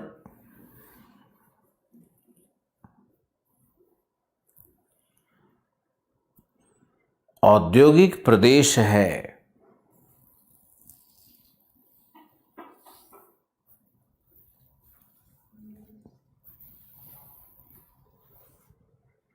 इटली का सबसे महत्वपूर्ण औद्योगिक प्रदेश है। इसे गैंगेज ऑफ इटली कहते हैं। इसे गैंगेज ऑफ इटली कहते हैं।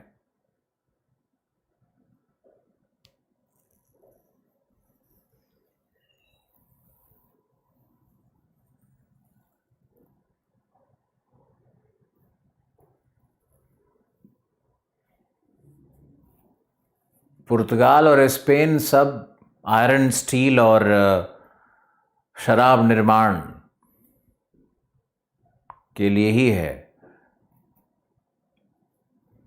लिखो, इटली में हम लोग हैं। इटली में पो वैली पे आप लिख रहे हो। लिखो, इस यह नदी घाटी चावल कृषि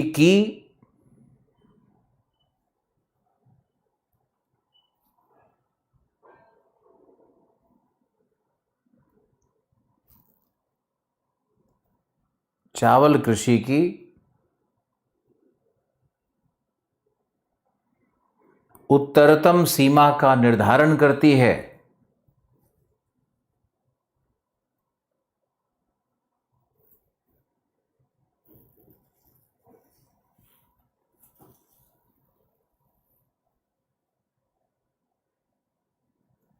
गैंगेज गंगा को कहते हैं, और क्या।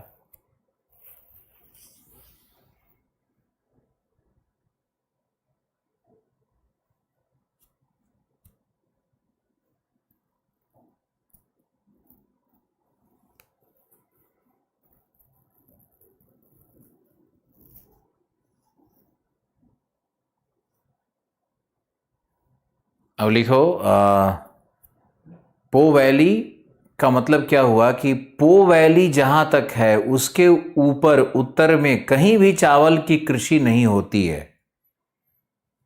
चावल एक ट्रॉपिकल क्रॉप है, चावल एक उष्णकटिबंधीय फसल है जिसको चाहिए गर्म जलवायु, अधिक वर्षा। तो पो वैली वह अंतिम सीमा है जहां तक चावल की खेती की जाती है, इसके बाद चावल नहीं है। नेक्स्ट आगे लिखो।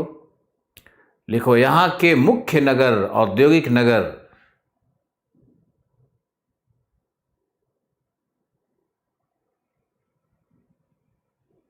पहला है ट्यूरिन, TURIN, ट्यूरिन। ट्यूरिन को कहते हैं डेट्रॉयट ऑफ इटली, ऑटोमोबाइल के लिए है।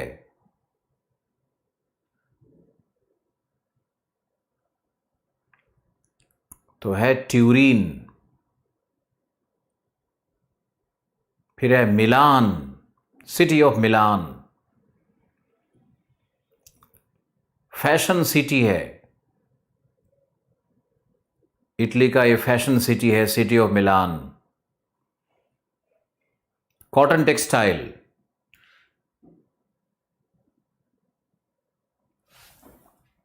सिल्क उद्योग,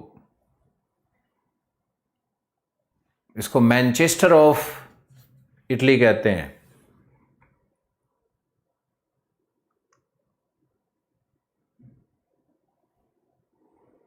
फिर है वेनिस,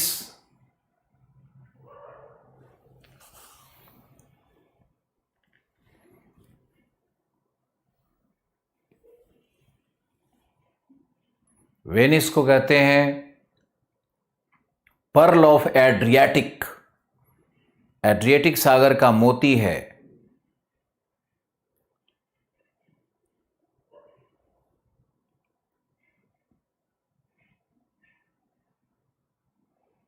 वेनिस, वेनिस में रोड मार्ग नहीं है बल्कि जल मार्ग है। घर से बाहर निकलोगे ना तो रोड नहीं मिलेगा, नहर मिलेंगे, पानी के नहर मिलेंगे।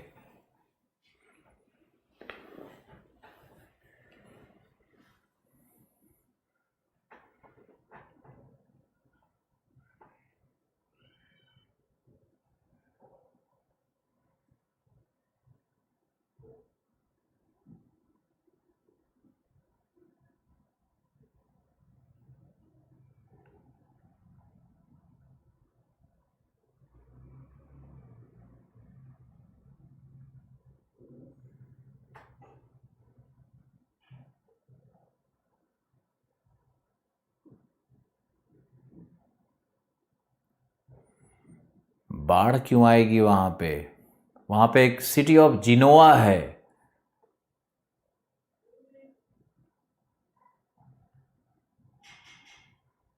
जिनोआ भी है क्या?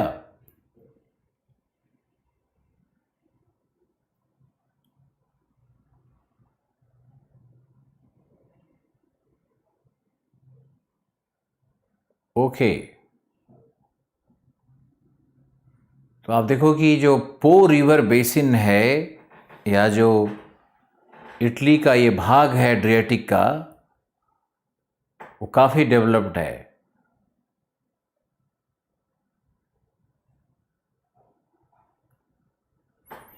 ये जिनोवा है, ये जेनेवा नहीं है। सत्यम मिश्रा बिल्कुल लाइव हो।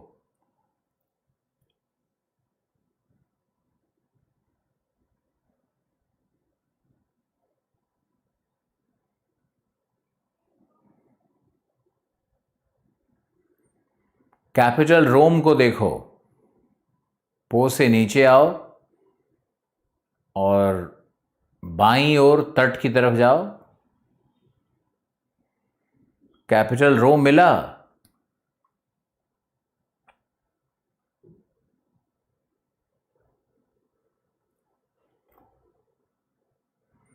जिनोवा में क्या फेमस है?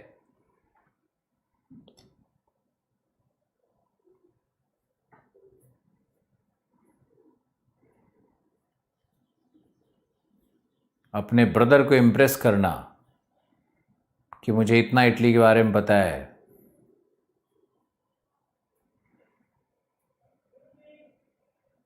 प्रदीप यादव बिल्कुल हो। लाइगूरियन सी के तट पर जिनोवा है। दीपक, वेल डन।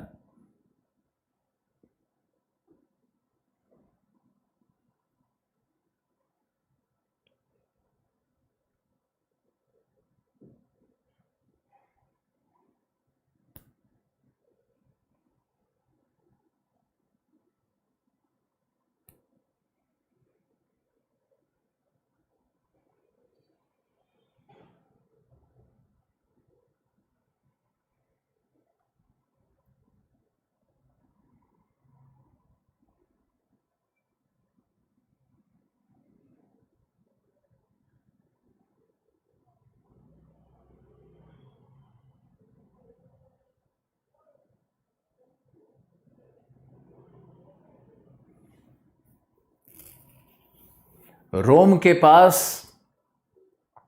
आपको मिलेगा वेटिकन सिटी।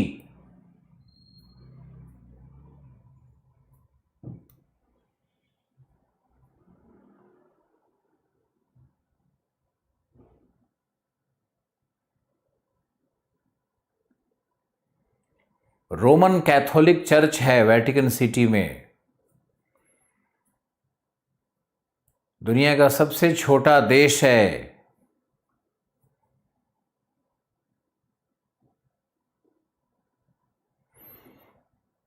जिनोवा में शराब निर्माण उद्योग है।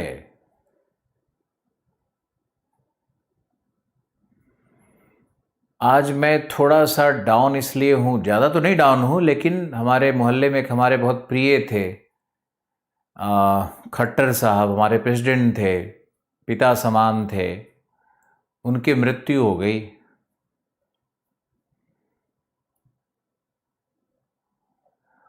हमारे आपके जो हमारे आप सबके हम सबके जो पॉप रहते हैं वेटिकन सिटी,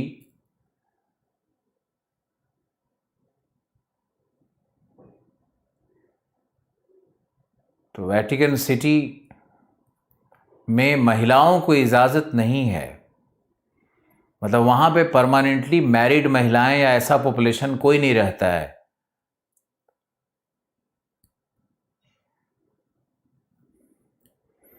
वहाँ जनसंख्या नियत रहती है, जनसंख्या में वृद्धि नहीं हो सकती है।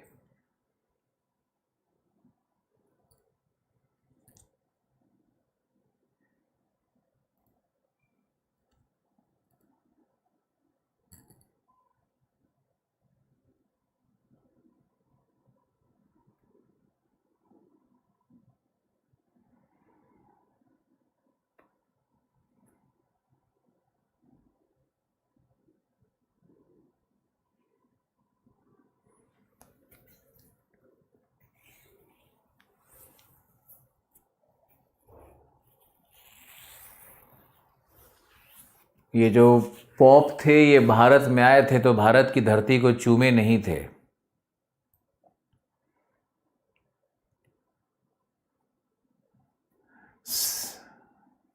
सैन मैरिनो एक और स्मॉल सिटी है।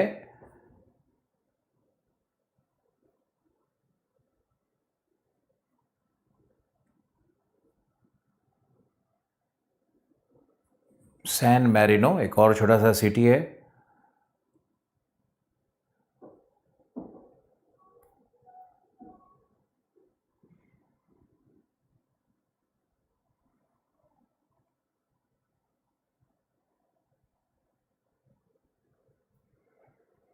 सब रिलीजियस प्लेस है।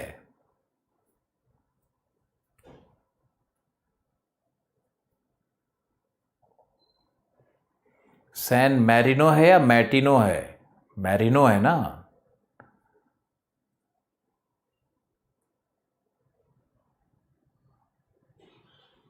ओके, अब नीचे आओ और वहां देखो कि इटली के नीचे एक और आइलैंड है जिसका नाम है सिसिली।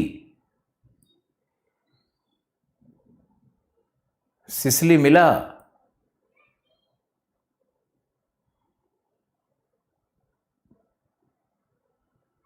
सिसिली एक द्वीप है और इटली का साइज देखो। क्या इटली एक बूट पेनिनसुला नजर आ रहा है? क्या इटली एक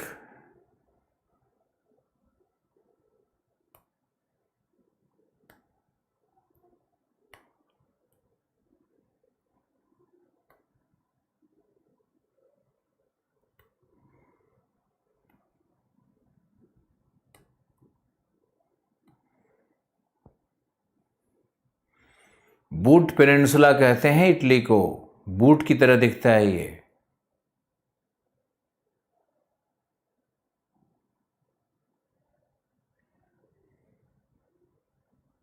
ओके, सिसिली के ऊपर में कई सारे वो मिलेंगे आपको। वॉट? ज्वालामुखी, जो हम लोग भौतिक मैप में करेंगे। अभी शायद नहीं दिखेगा आपको, परेशान नहीं होना है।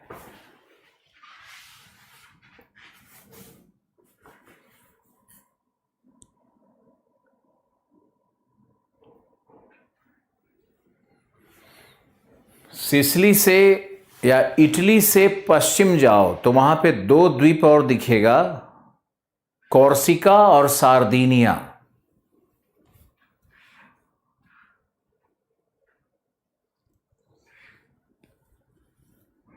सिसिली पे माउंट एटना दिखाता है क्या?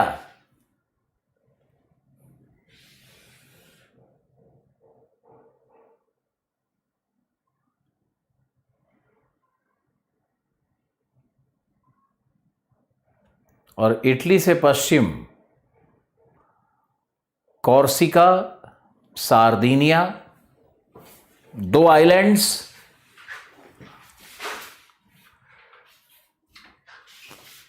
कॉर्सिका है फ्रांस का, सार्दिनिया है इटली का। कॉर्सिका और सार्दिनिया, फ्रांस और इटली।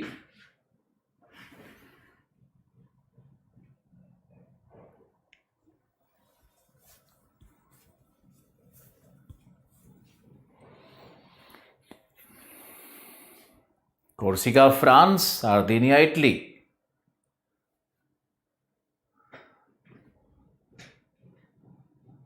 दोनों है। बस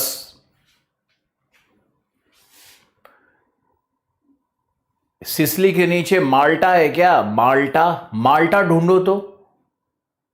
माल्टा, जाते जाते माल्टा।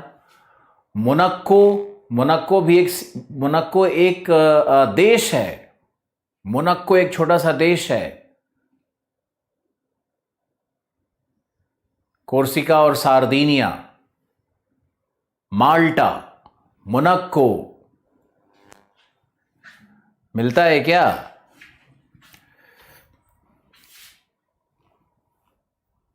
तो यहाँ पे ये इसमें छोटा सा MC लिखा है।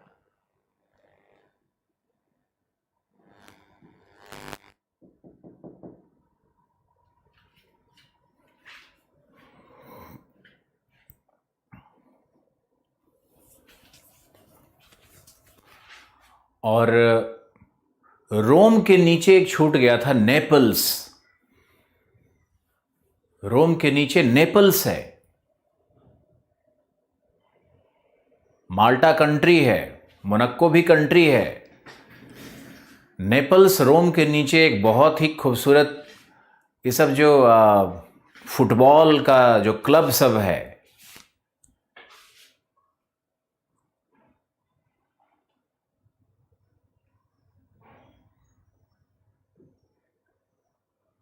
माल्टा एक पोर्ट कंट्री है। माल्टा शराब निर्माण के लिए बहुत फेमस है माल्टा।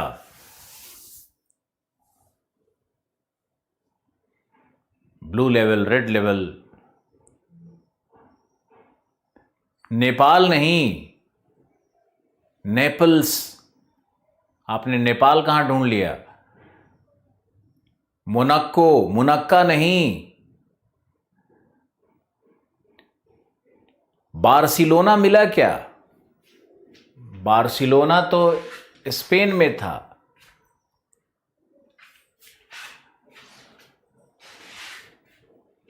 बार्सिलोना स्पेन में था, नीचे फ्रांस की तरफ थोड़ा सा नीचे।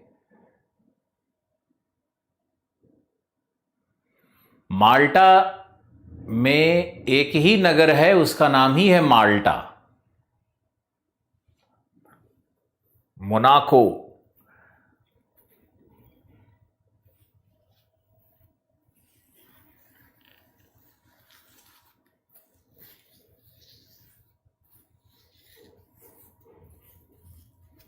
Okay, well done, thank you. कल मिलते हैं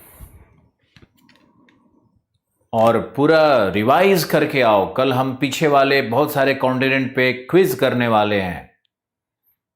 ओके, बेलारिक आइलैंड्स भी देख सकते हो, छोटा छोटा बेलारिक आइलैंड्स भी है। चलो बाय बाय, टेक केयर।